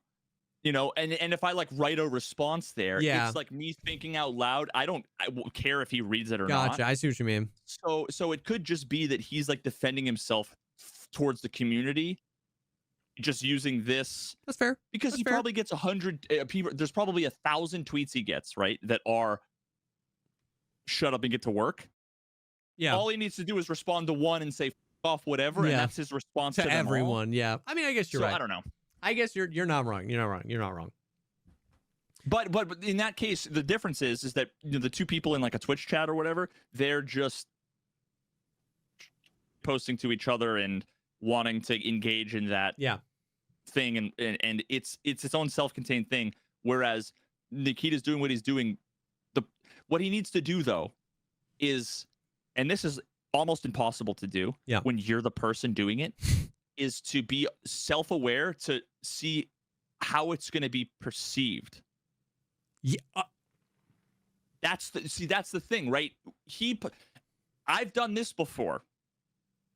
I'm guilty of this, right? Where someone comes in and says some really douchey thing, and then I go, you're a piece of shit. Get the fuck out of here.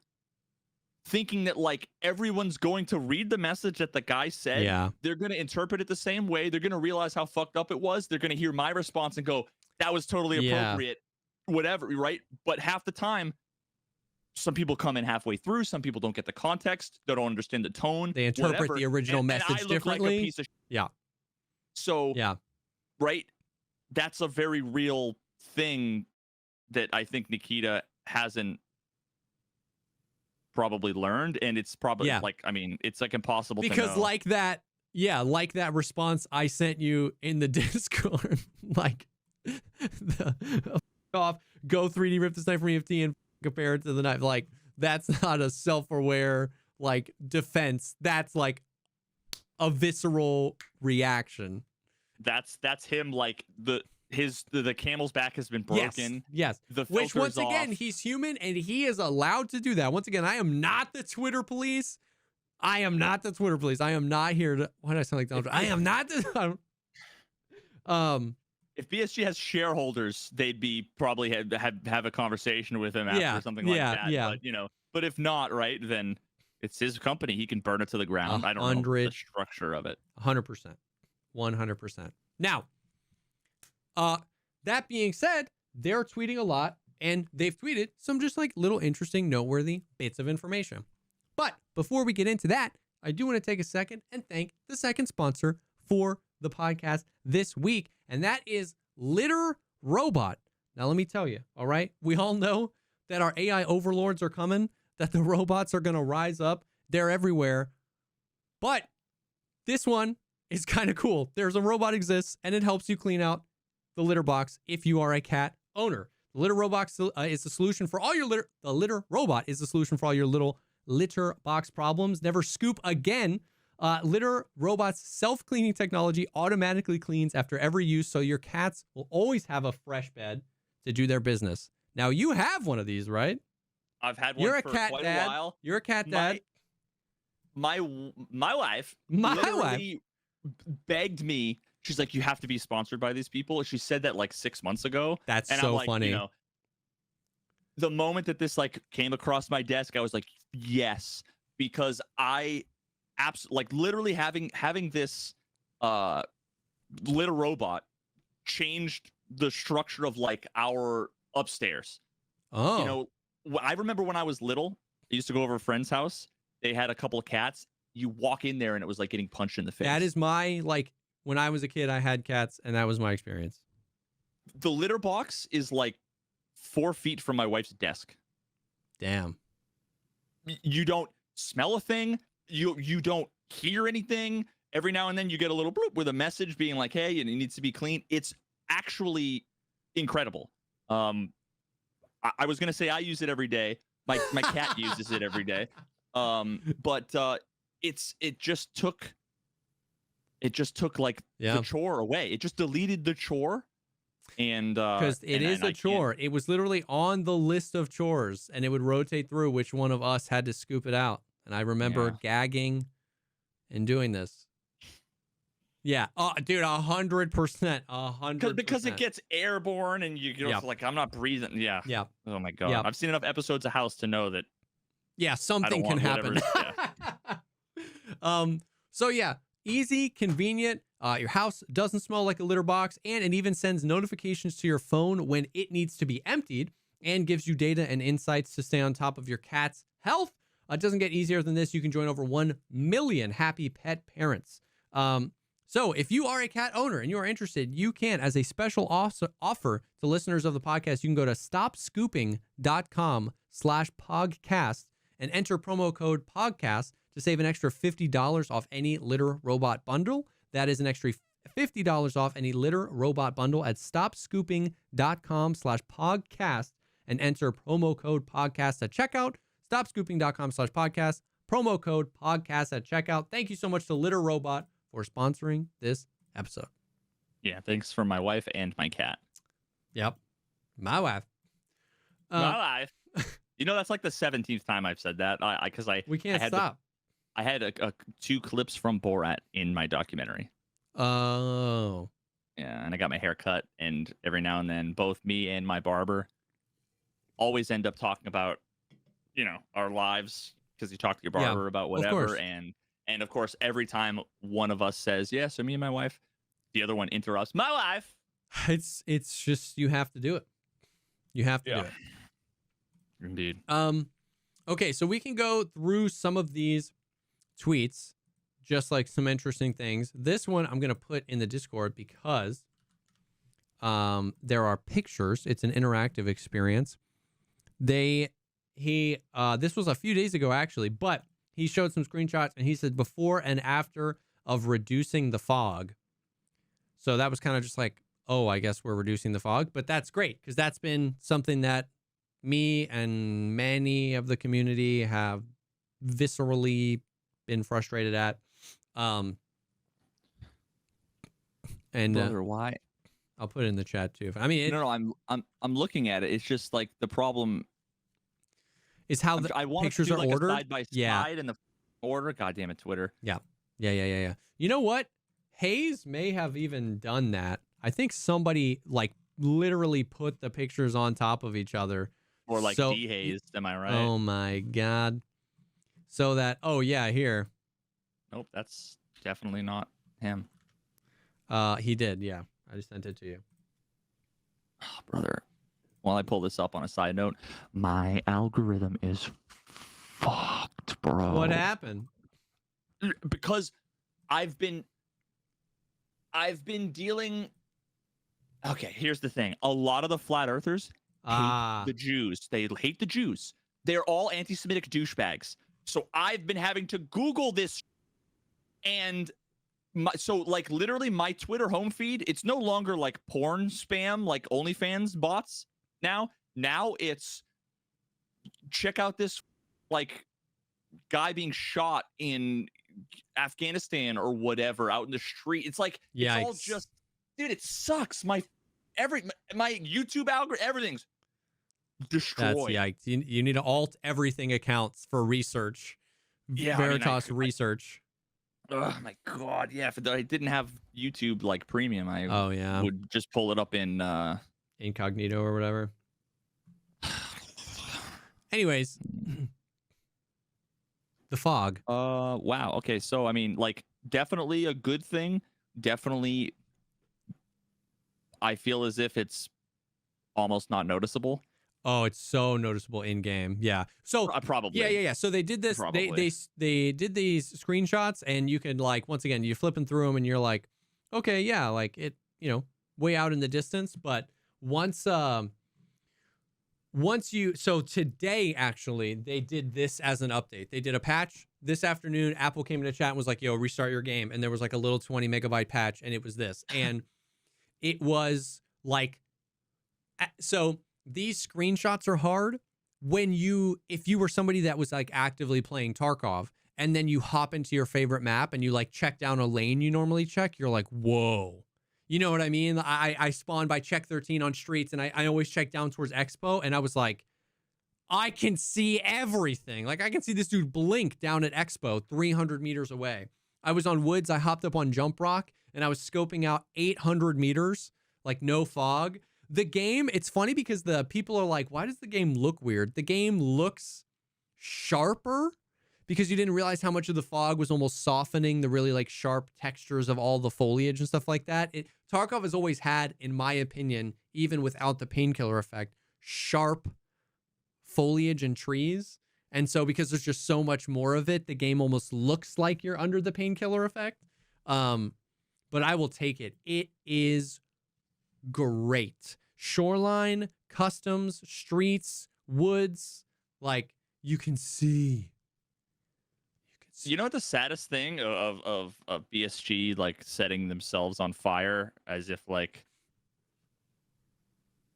Tiananmen Square was the tanks thing, right? Never mind. I think so.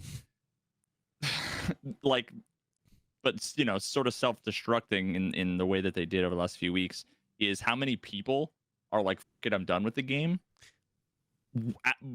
Like right before they go and make, like, can you imagine if you could see things, dude? If you could hear things, the game is unironically, from a combat and or player's perspective, ever been. Don't say one of the better states it's been in a while. They responded to everything, dude. Like, let's go back. I want to go back to that, because remember, it was like 8 weeks ago we had that episode where I was like, Tarkov's in the worst state it's ever been, and you're like, what do you mean? Like 50% of those things have been addressed or more in the past 8 weeks. Like the audio, the binaural pop, if it hasn't been completely fixed, it has been lessened a ton. The audio headsets have been completely redesigned and squished so that the best headset in the game and the worst headset in the game, the difference in like hearing distance is like sub 10 meters, whereas it used to be a 30 or 40 meter hearing distance. They reduced base inertia. They increased carry capacity. They increased base strength. They reduced camera blur. They reduced aim punch. Like, wow, it's almost like they took, they reduced the fog mauled list at like a grocery shopping list. They took my mauled list too. Literally 8 weeks ago. I don't remember what episode. I can pull it up. 8 weeks ago, I was vehemently defending that I think Tarkov is in one of the worst states it had ever been in. And almost everything on that list has been addressed. Even the optimization, the fog, a bunch of people put it in chat. A bunch of people are saying that they're getting better frames. It depends on the map. I got like a 40 FPS boost on Woods. Like I was at 180 FPS. I was at 120. That's 100% boost for me. I was at 120 FPS scoped in with a Voodoo on Woods. I got like a maybe 10% boost on streets. So it depends on the map. I had like 200 frames on interchange. It was crazy, dude. So I say that to say I agree with that sentiment you gave, which is right now there are more people than ever being like, F this game, I'm out. and also more people than in a long time playing other games that are competitors in the scene. And meanwhile, it's actually like PvP feels incredible right now. Yeah, and then the reason why it's just so depressing is because it's like they're only giving us a fraction of the game that we wanted, that we paid for, that we asked for 5 years ago. They're only giving to it a subset of the community now that doesn't feel so annoyed, frustrated, and betrayed that they've quit. And once again, so it's just I get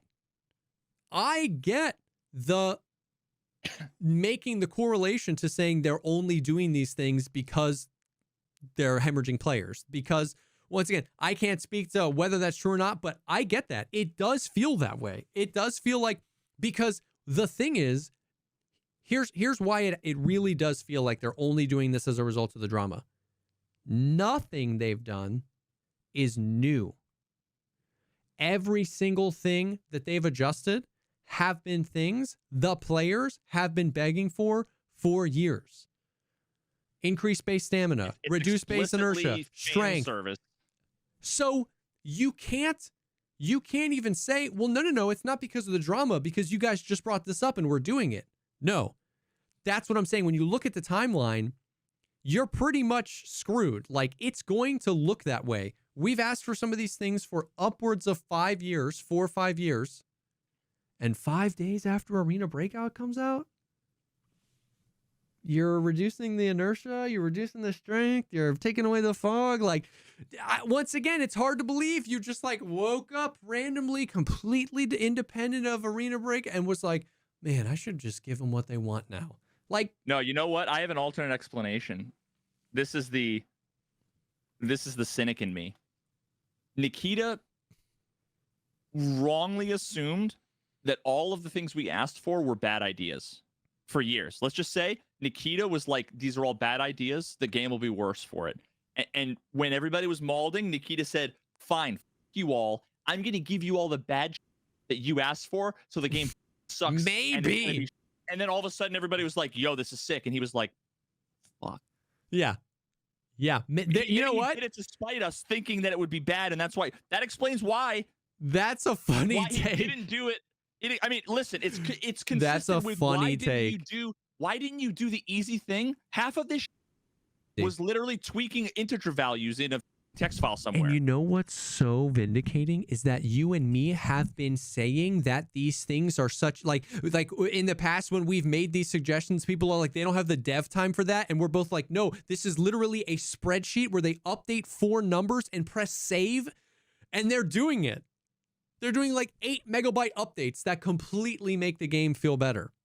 So then the question is, why didn't they do it before? Exactly. Because Nikita thought that it was bad for the game. Either because it was too easy or because there'd be other repercussions or whatever, right? Yeah. And I think he was wrong. Yeah. And I think that's pretty demonstrable. That is a really interesting take on it, that he heard all of our feedback, disagreed with all of our feedback, got frustrated at the state of the community, and went, fine, I'll give you this game that you want. You're going to hate it. And then we were all like, hell yeah.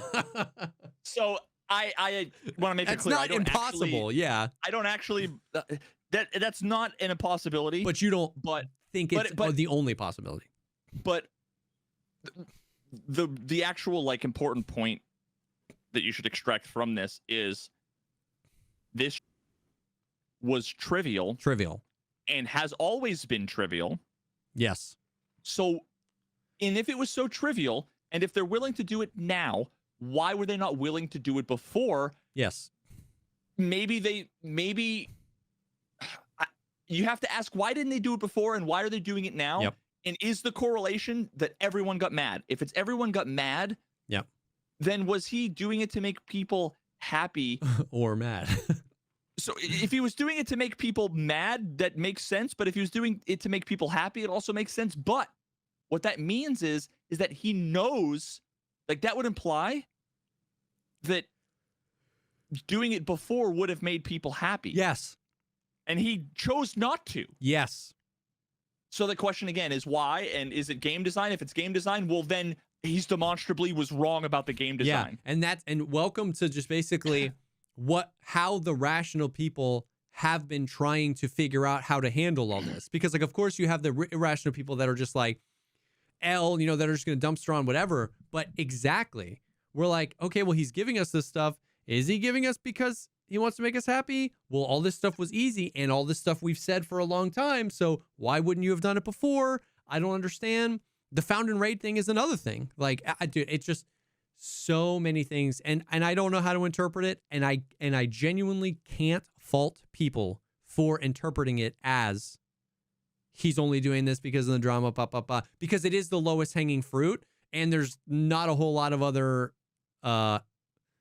possibilities that are super out there. You know what I mean? So I'm not here to say what I think. I'm just saying it is very understandable to feel so like. Go ahead. I have a question for you. I can't remember who the people are specifically. Okay. But I don't remember if it was like some of the Giga Chads or not, but maybe some of the names in the community, whoever they are. I actually can't remember what side they were on. I just remember that there was a large contingent that fought against me and my proposal to make people more mobile. The argument being we can't have the like slide cancel, blah, blah, blah. People running around with, right? I don't remember who they were. I remember initially when that video Tarkov needs to change, everybody thinks of that as the recoil video. Yeah. There was so much more. Was like 40 to 30% of that. I talked about the weight system, the movement, the all of that stuff, right? Yeah. How is the increased stamina, decreased inertia, all that? How has that been received? Is it like unanimous, or are there still people who are arguing like it's bad, like it's too arcadey or whatever? I don't know. Here's I haven't personally seen anybody argue that it's too arcadey. Maybe there are people. Maybe some of those people even prefer it the old way. I am kind of trying to distance myself from like Twitter and reading all the responses and the YouTube videos and the reactions. So maybe I've missed something, but I would say from chat, most people seem to really vibe with all of it. Interesting. I would love to, maybe I'll have to go, and I've just been detached from like EFT Twitter recently, but I would love to see like, what does Landmark say about it? What does Glorious say about it? What does Willers? Also, to be honest with you, a lot of those guys have not been back to Tarkov since Arena Breakout. That's the other thing too. I don't know if I'm not seeing it, they're not playing Tarkov, or like I genuinely don't think Landmark has played Tarkov since Arena Breakout came out. So gotcha. So that's that's another thing too. I know some people are on Arena. I know some people are still on Gray Zone, and some people have been a lot of people have been vibing with Star Citizen. And then you have some that, have stuck with Tarkov, and some that have done a little bit of everything. So I think that also kind of like, just like factors in to the, what the opinions are and stuff. So it'll be interesting. It's also super interesting that like a bunch of the stuff happened late wipe. So like I have max strength and endurance. I really appreciated the inertia changes and the stamina buff and the strength buff, but I want to see what that feels like on level 1. You know what I mean? Strength and endurance. But so I love it. I felt it. I felt the inertia immediately. Like as soon as I got into the raid, I don't think like, and the inertia thing has been, in my opinion, a real W, because as somebody who plays like 60 hours a week, I noticed it immediately, but it is not anywhere near like 2018 Tarkov. You remember AD, just like full body, like your top to bottom position, just wiggling this fast, ADing around corners. That is not at all in the game anymore. And that is what I had been screaming for years with the inertia, because once again, and we've talked about this many times, it's not new. We talked about this last week with the Found and Raid. The conversation is only take away inertia, keep inertia. Take away inertia, keep inertia. And what you and I had been saying is like, we used to have inertia dialed to a 0. Now we have inertia dialed to a 20. A few of us are just saying, can we try a 10? But the argument was, go back to no inertia, keep inertia the way it is. Go back to no inertia, keep it the way it is. And what they did to inertia was they dialed it back. It is nowhere near no inertia, but it feels better. So like, I'm like, I love it. I think it's great. Yeah, see, I don't know if it was timing or if it was my play style, but like I never experienced the thing that a lot of people used to maul about, which was the like jiggle peeking the corner, pixel peeking, whatever. Like I said, it might have been timing. I don't know. But so that the AD stuff that people were talking about in that context never bothered me. What bothered me was you'd be running, all of a sudden you'd see a guy and you'd both be out in the open. Yeah. And then you'd both be doing this with the recoil and the aim punch and the blur. And that was annoying. That was annoying. You know, you're sitting there with the UMP, and you have to hit him with like 9 bullets, and you can't see, you can't aim, you can't predict where they're going to move. And that feels much less. In several ways. Like I've had a few instances in the past few days where I felt aim punched. Like I was in a fight and I got aim punched, and it like I still hate it. I still am like, get rid of it from the game. But it's not like a 45 or a 60-degree turn anymore. Like it's like if I'm shooting center of mass and I get aim punched, I'm just off their shoulder now. And I just go zoomp right back in. So it feels better. Same thing with like the camera shake. It's still annoying, but it feels better. You know, you can still say you want it in the game or don't want it in the game. You know, that stuff normally bothers me. And because of inertia, those out in the open fights now, basically just both parties pick a direction and then they just maintain it. You either orbit each other or you both go the same direction. And that's basically how that fight goes, because nobody wants to stand still and do nothing. But if you try to AD, you just stand still. You don't end up with any like locomotion in either direction. So when you catch somebody, you know, you either pick A or D and you just hold it. And that's you just like what it used which is to fine. be. It feels fine. Yeah. That's what it used to be, because here's the deal. When the recoil is controllable and somewhat predictable, like the old AK-74, you know, that was kind of just like a laser beam, right? Then you can kind of hold the strafe, because what you're doing when you go to strafe is like you're moving a variable. Yes. It's a lot harder. It's a lot harder when you got 2 joysticks, right? Than if one joystick is locked on and you only have to adjust one, right? Yep. So, but then once they added more recoil and more aim punch and whatever in like 0.9, 10, 11, 12, then that's where you had to, what you were doing. Oh, I see what you mean. Yeah. You're adding another RNG variable in the hopes that you can you would just stack RNG in your favor. Yeah, like you have randomness in the X direction, on the X axis, randomness in the Y axis, and then so that when you are strafing, you're adding like, you know, another axis of randomness to make it harder to hit. So before it was, you hope that you get out randomed, you know, or don't get out random, right? Yeah. I don't know. No, I see what you mean. I see what you mean. So it's so interesting. It like, you know, to put a pin in this conversation. Yeah. That, I don't want to be hyperbolic and say that this is the best Tarkov has ever been, you know, especially because I put my foot down so hard that in a lot of ways it was the worst it had ever felt for me. But legitimately, so many of the issues that I specifically brought up that made me like not want to play this game have been addressed, if not largely fixed. So it feels like a completely different game than it did 2 months ago, 3 months ago. There are still issues. It must be tough experiencing that and then having to swallow that it's a dead game it is, that nobody's playing. That it's a scam, that 100%. Whatever. 100%. Because you can't have nice things. You can either play a game that sucks that everybody loves, or play a game that doesn't suck that everyone hates. But that's it. Welcome to the internet, bitch. Welcome to the internet.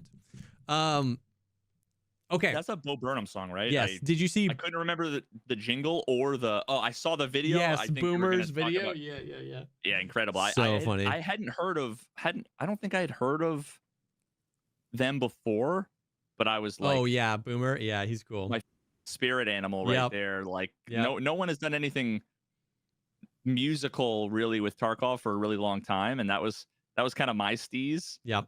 But that was a whole new take on it. Took it to the next level. Yep. I loved it, dude. Yeah, it's awesome. Now, there's a few other things that we can fly through. Some interesting tidbits, kind of like more Nikki leaks from back in the day. But before we do, I want to take a second and thank the third and final sponsor for this episode, and that is HelloFresh. You know them, you love them. We've worked with them a ton. I've used them for an extremely long time.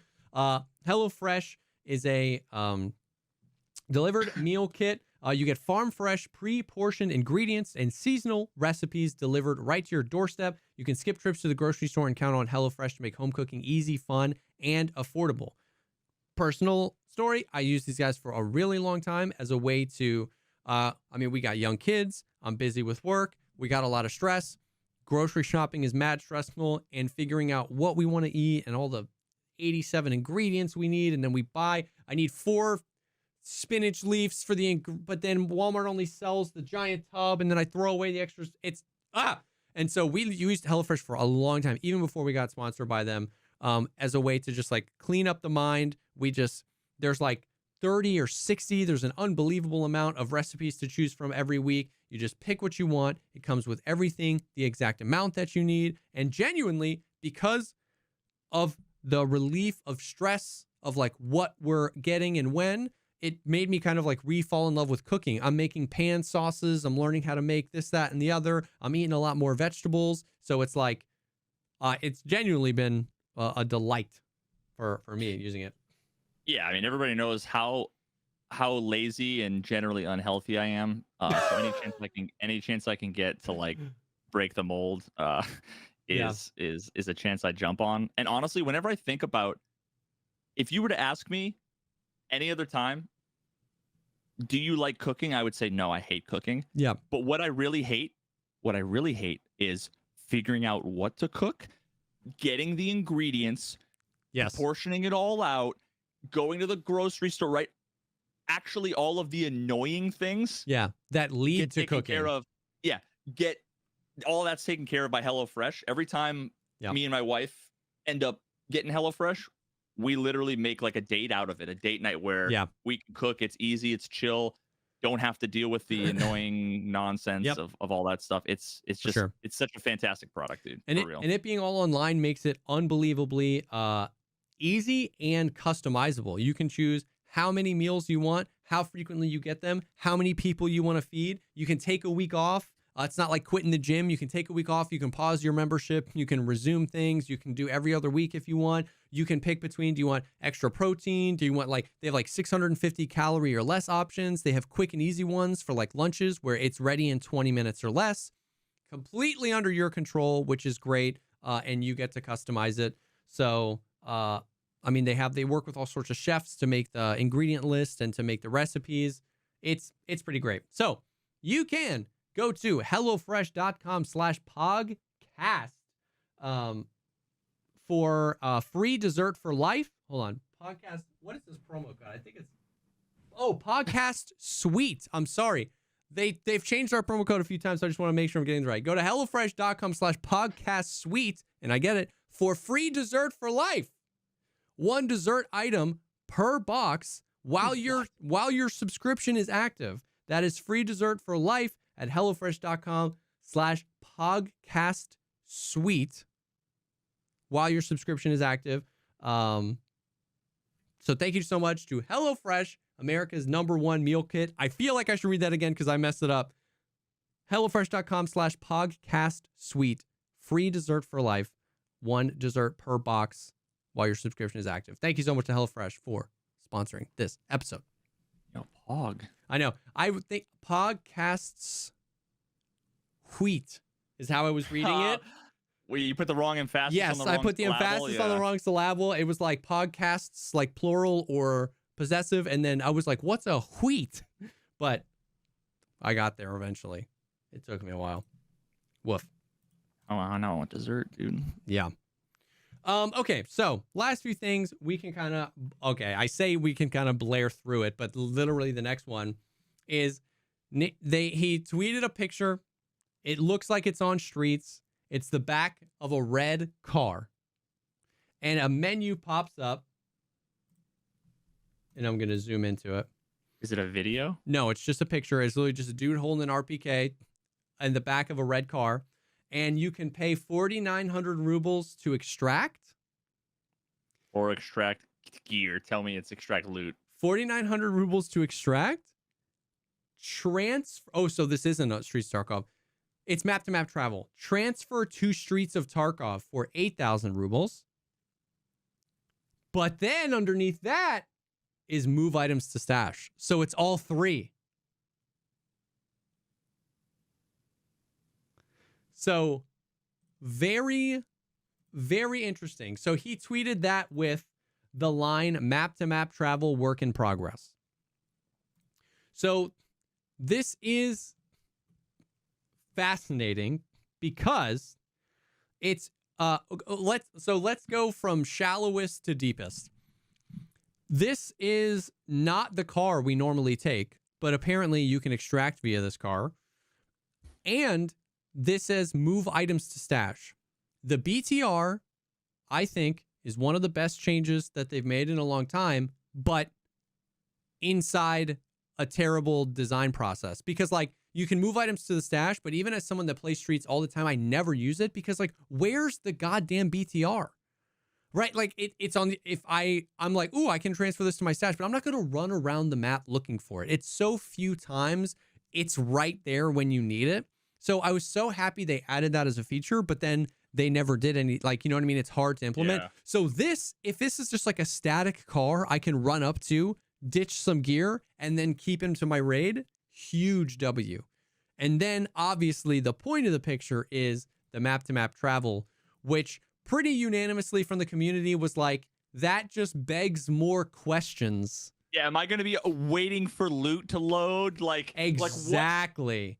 If it doesn't put you in a raid in less than 30 seconds, it's pointless. And even then, it's arguably pointless. Like that's kind of 100% is I was thinking like under what circumstances and this is basically where I ended, where it's like, I'm going to ask a lot of questions. I don't have the answers to them. If they have the answers to them, cool. I'm not saying that this feature shouldn't come to the game. I'm just saying that all we have to go on is this picture. And if it's this picture just put into the game we have, I'm like, dude, when would you rather go to a map as opposed to like you're out of meds, you're out of ammo, you have a bunch of loot, you're hurt, like you have to turn in a quest, like when you can click 2 buttons and reset everything. Exactly. So like, unless they got rid of that. People were asking like, are you going to be put into a raid that's already active? Are you going to be put into a fresh raid? Like, are you going to basically scav in as your PMC? That would kind of be cool because that would actually keep, people revolving door in and out. If there were always 10 PMCs on Streets, that would actually be kind of fun. But there's problems with that. Are you going to, like, if basically what you said, if when I click that, I basically go into a queue, hit matching, hit loading loot, hit waiting for players, when would I want to do that without stopping by my hideout to just like refill my mags, right? But if this puts me in another raid in 8 seconds, then there's a reason because I'm like, oh, I'm healed up. I still got plenty of ammo. This raid's dead. I'm going to go to another one. So there's so many questions. Is this exclusively used in the storyline quests? And there's no real reason to do it, but it's fascinating nonetheless. So I wonder if, so imagine this, imagine that the raids were like 2 hours long. Yeah. And well, then imagine you had this feature and then imagine they got rid of the quick heal feature, right? Yeah. Imagine they made the food and water, they made the items more scarce, but they made them drain much slower. Yeah. then I could see like you do a raid, and let's just say it takes 10 seconds to get into another raid, and let's say you might spawn into that raid an hour and 20 minutes in. Yeah. Well, now your experience. Now, it's kind of like one of those things where I think you would have a better experience there. Like overall, there'd be more randomness, more chaos. It would be more like exciting and probably, but at the same time, it's also you're just making it harder for yourself. Yeah. So like it's do you want to play a more interesting game that's objectively harder when there's the costs of whatever? Yeah. It's hard to say, but there are chances. There's the chance that changes could be made to make it make sense. For sure. So yeah. No, dude, I am with you on that torn where like you and I both can like I think this is what you're saying, correct me if I'm wrong, but it's like part of me is like I want to see the game go this direction. I want longer raids. I want more incentive to stay in raids. I want more dynamic experiences.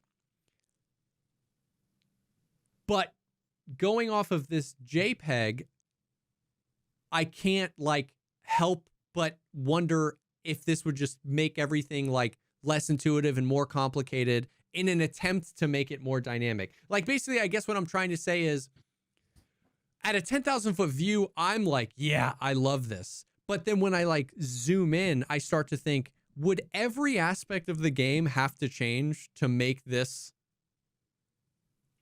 like intuitive or you know what I mean? Like, does that make sense? Yeah. I don't know. So, I am so like I'm excited to see what they do. You know, the big W for me is that we have extract gear, more dead drops, because we needed dead drops that were we needed dead drops that were static, in my opinion, as a first step towards keeping people in raids and making raids more dynamic. So, and that alone, the fact that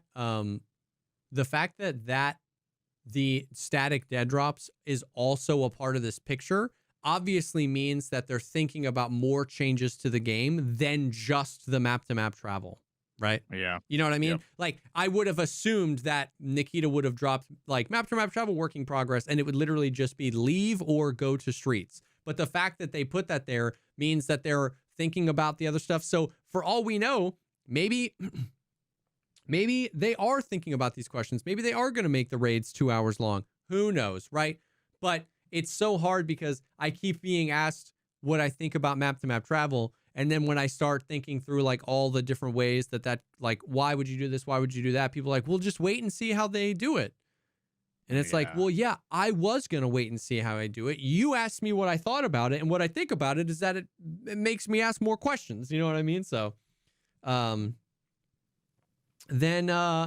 he asked on Twitter what map needs an expansion next, Customs, Factory, or Lighthouse. And I don't understand why you would pick Customs or Factory. That map needs love so bad. Factory, so I would vote Factory solely for the reason that they are incapable of figuring out the spawns. So at least that would. You're right. You're right. The problem is, I wish I could change my vote now. They'd add 75 square feet and 4 spawns. So and not use any of them. No, but even if they did, right, you add 75 square feet and 4 spawns, the spawns would be worse, right? Yeah, That's what they would do.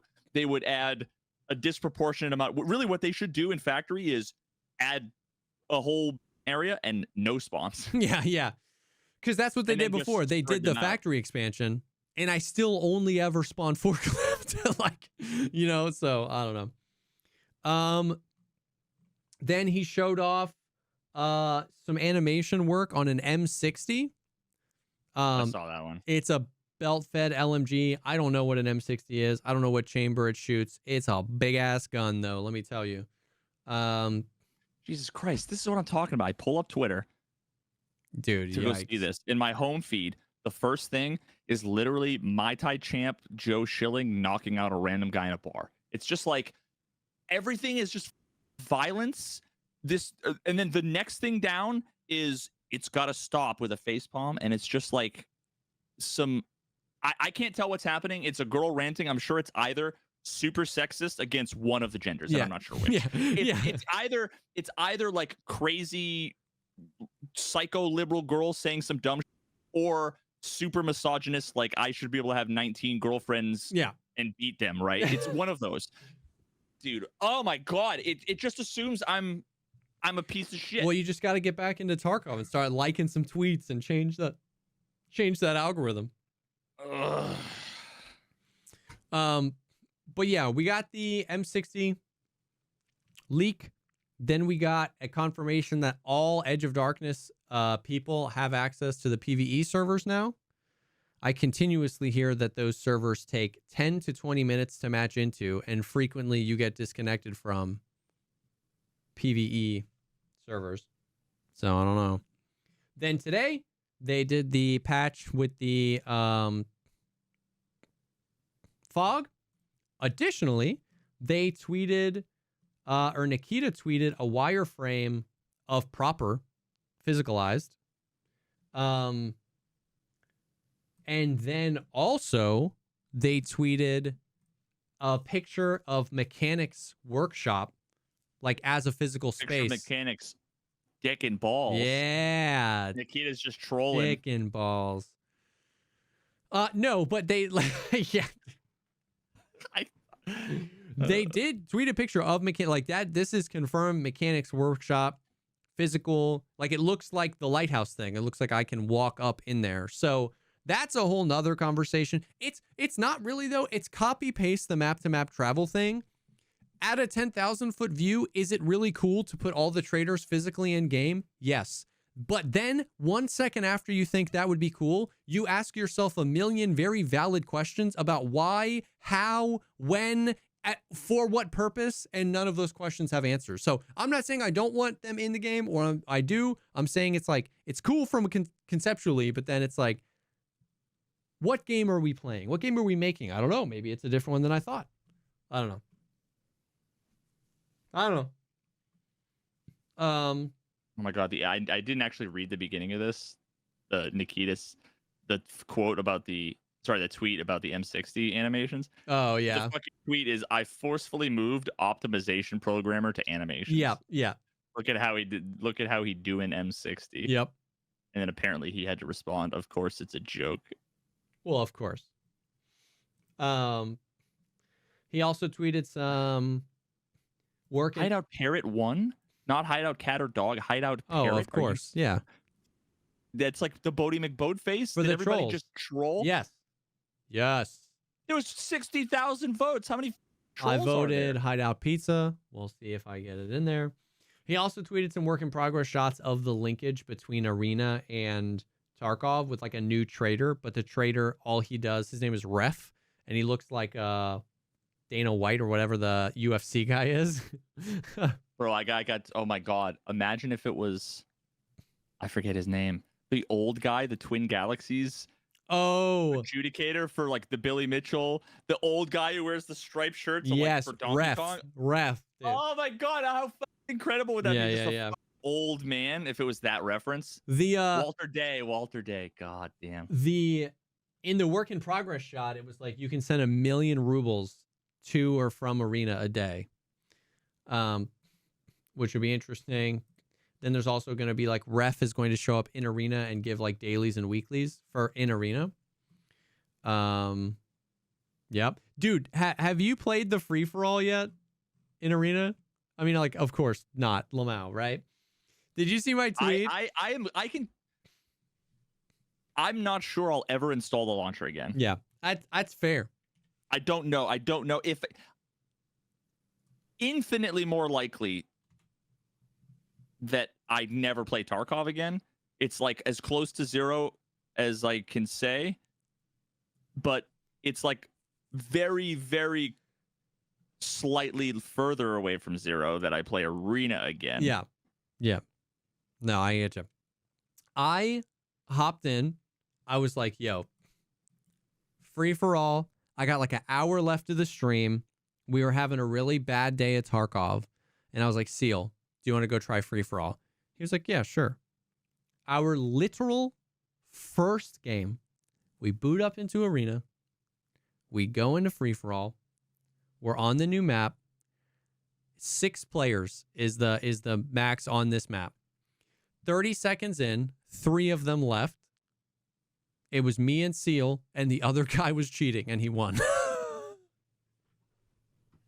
It was just me, Seal, and this guy, and he went like 52-3 or whatever. Are you sure he's not just built different? We were pretty sure he wasn't just built different.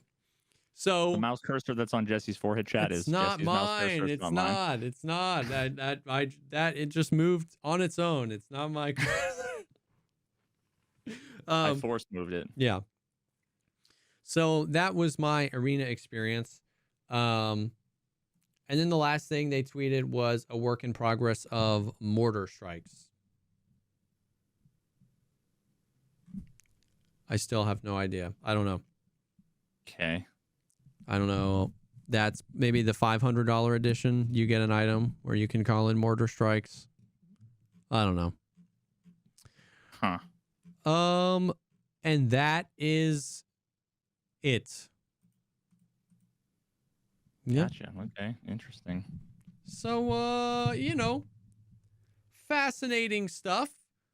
Keep it up. Keep it up. We're supposed to have a Tarkov TV. They said in May. May's kind of coming to a close. We're supposed to have a Tarkov TV soon, where we're going to get what's coming in the next wipe, I imagine. I don't know, man. I'm just chilling. That's what I'm doing. I'm just surviving. That's it. All right. I hope it continues to get better.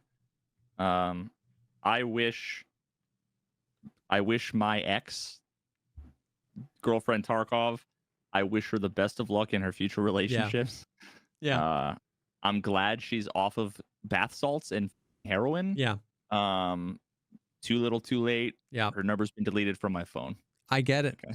I get it. That's pretty. Yeah. That's pretty much it. That is pretty much it. But yeah, ultimately, that's pretty much everything. Nothing other like gaming news, anything crazy happened. We're already 2 hours and 15 minutes. I know we talked about story time. Maybe we'll save that for next week. I don't know. Oh, wait. Let me look at the story time thing. There might be. I can tell one super fast. Okay. The Defender. Blitz story time. I'm sitting in the passenger seat. Oh, God. Of my dad's Toyota RAV4. Is this like a Taylor Swift song? Nope. Coming home from Sports Authority. Is that a thing anywhere else? Wow. Was that a thing anywhere else? Sports Authority. I'm like maybe 9. Oh my God. Maybe 10. Okay. And I had just bought 3 items. A new baseball glove. Okay.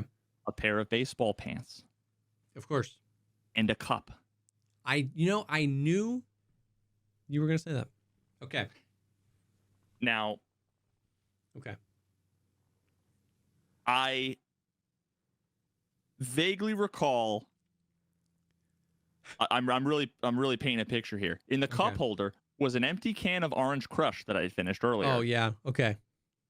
I'm wearing And One shorts. I remember the shorts. Yes.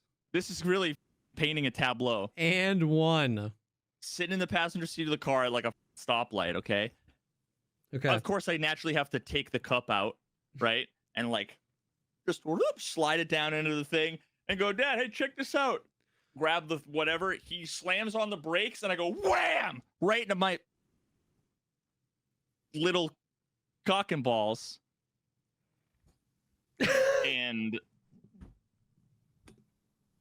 he still to this day never lets me live that down. So you took the cup out or you put it in?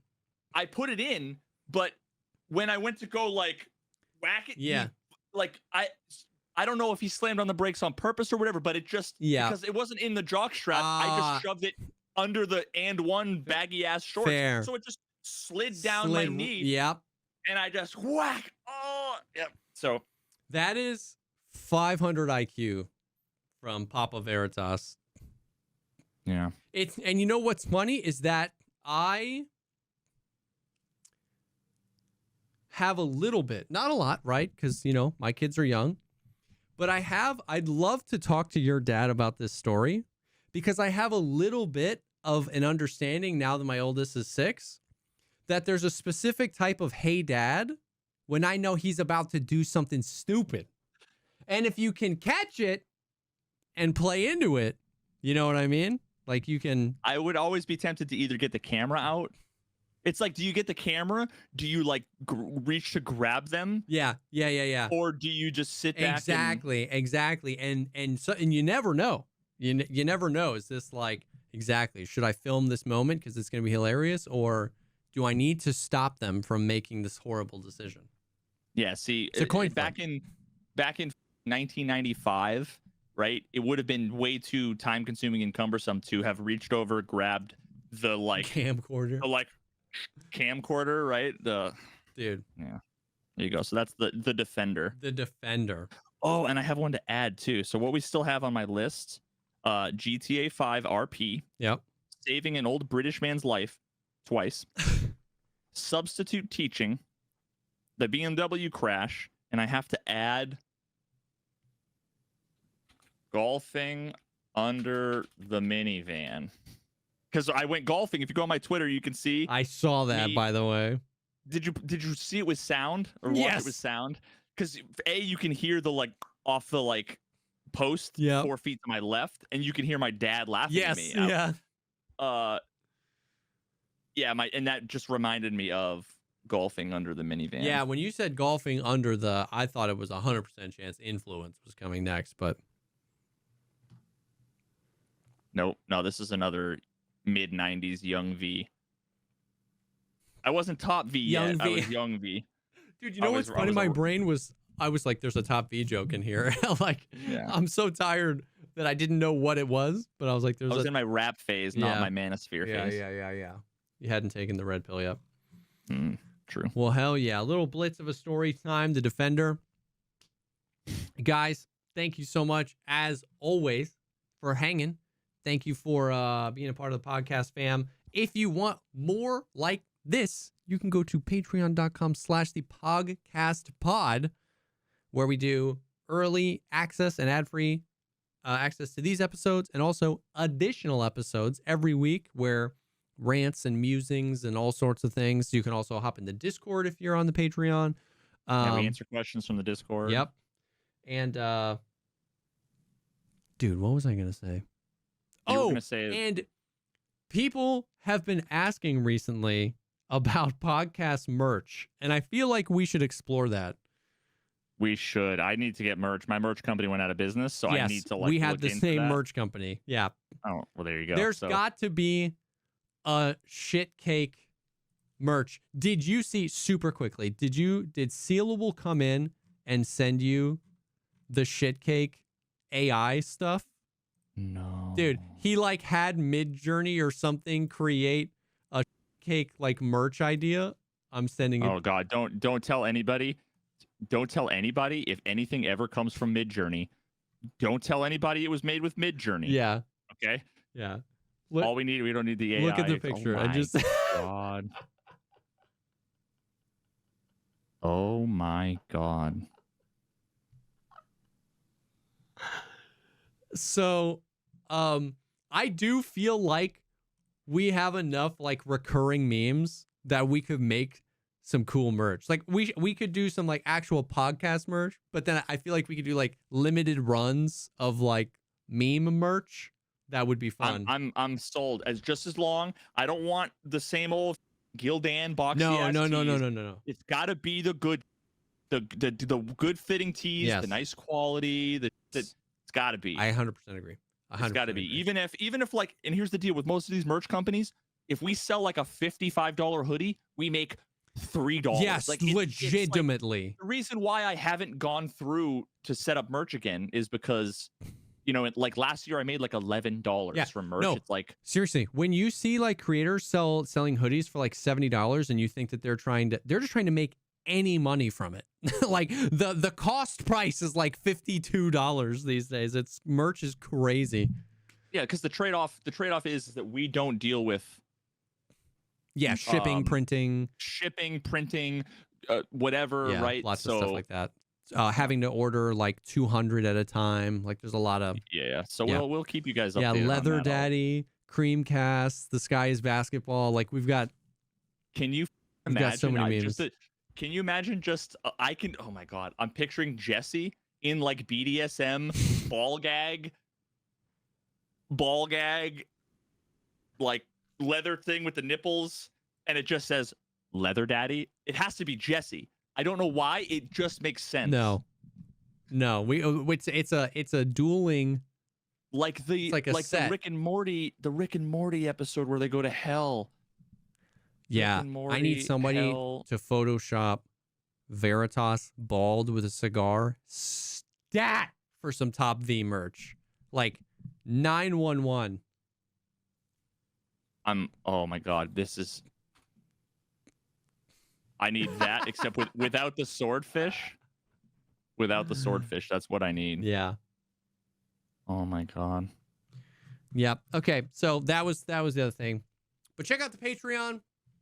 Thank you so much. And look out for my video. Look out for my video. My 7-hour documentary might be releasing within the next week. Within the next 7 days, it might be releasing. I hope so. Everybody, you need to share it, like, comment, do all the. And if you're not going to watch it, put it up in a tab. No, leave it open in a tab at 20% volume and get 100% watch through. If you have YouTube Premium, download it. If you have YouTube Premium, you download a video, it counts as 100% watch through. Oh my god, this is like potentially make or break because there's going to be flat earthers that might be like mass reporting it. Yeah, there's going to be like we got to support the homie. Just help a brother out. Yeah.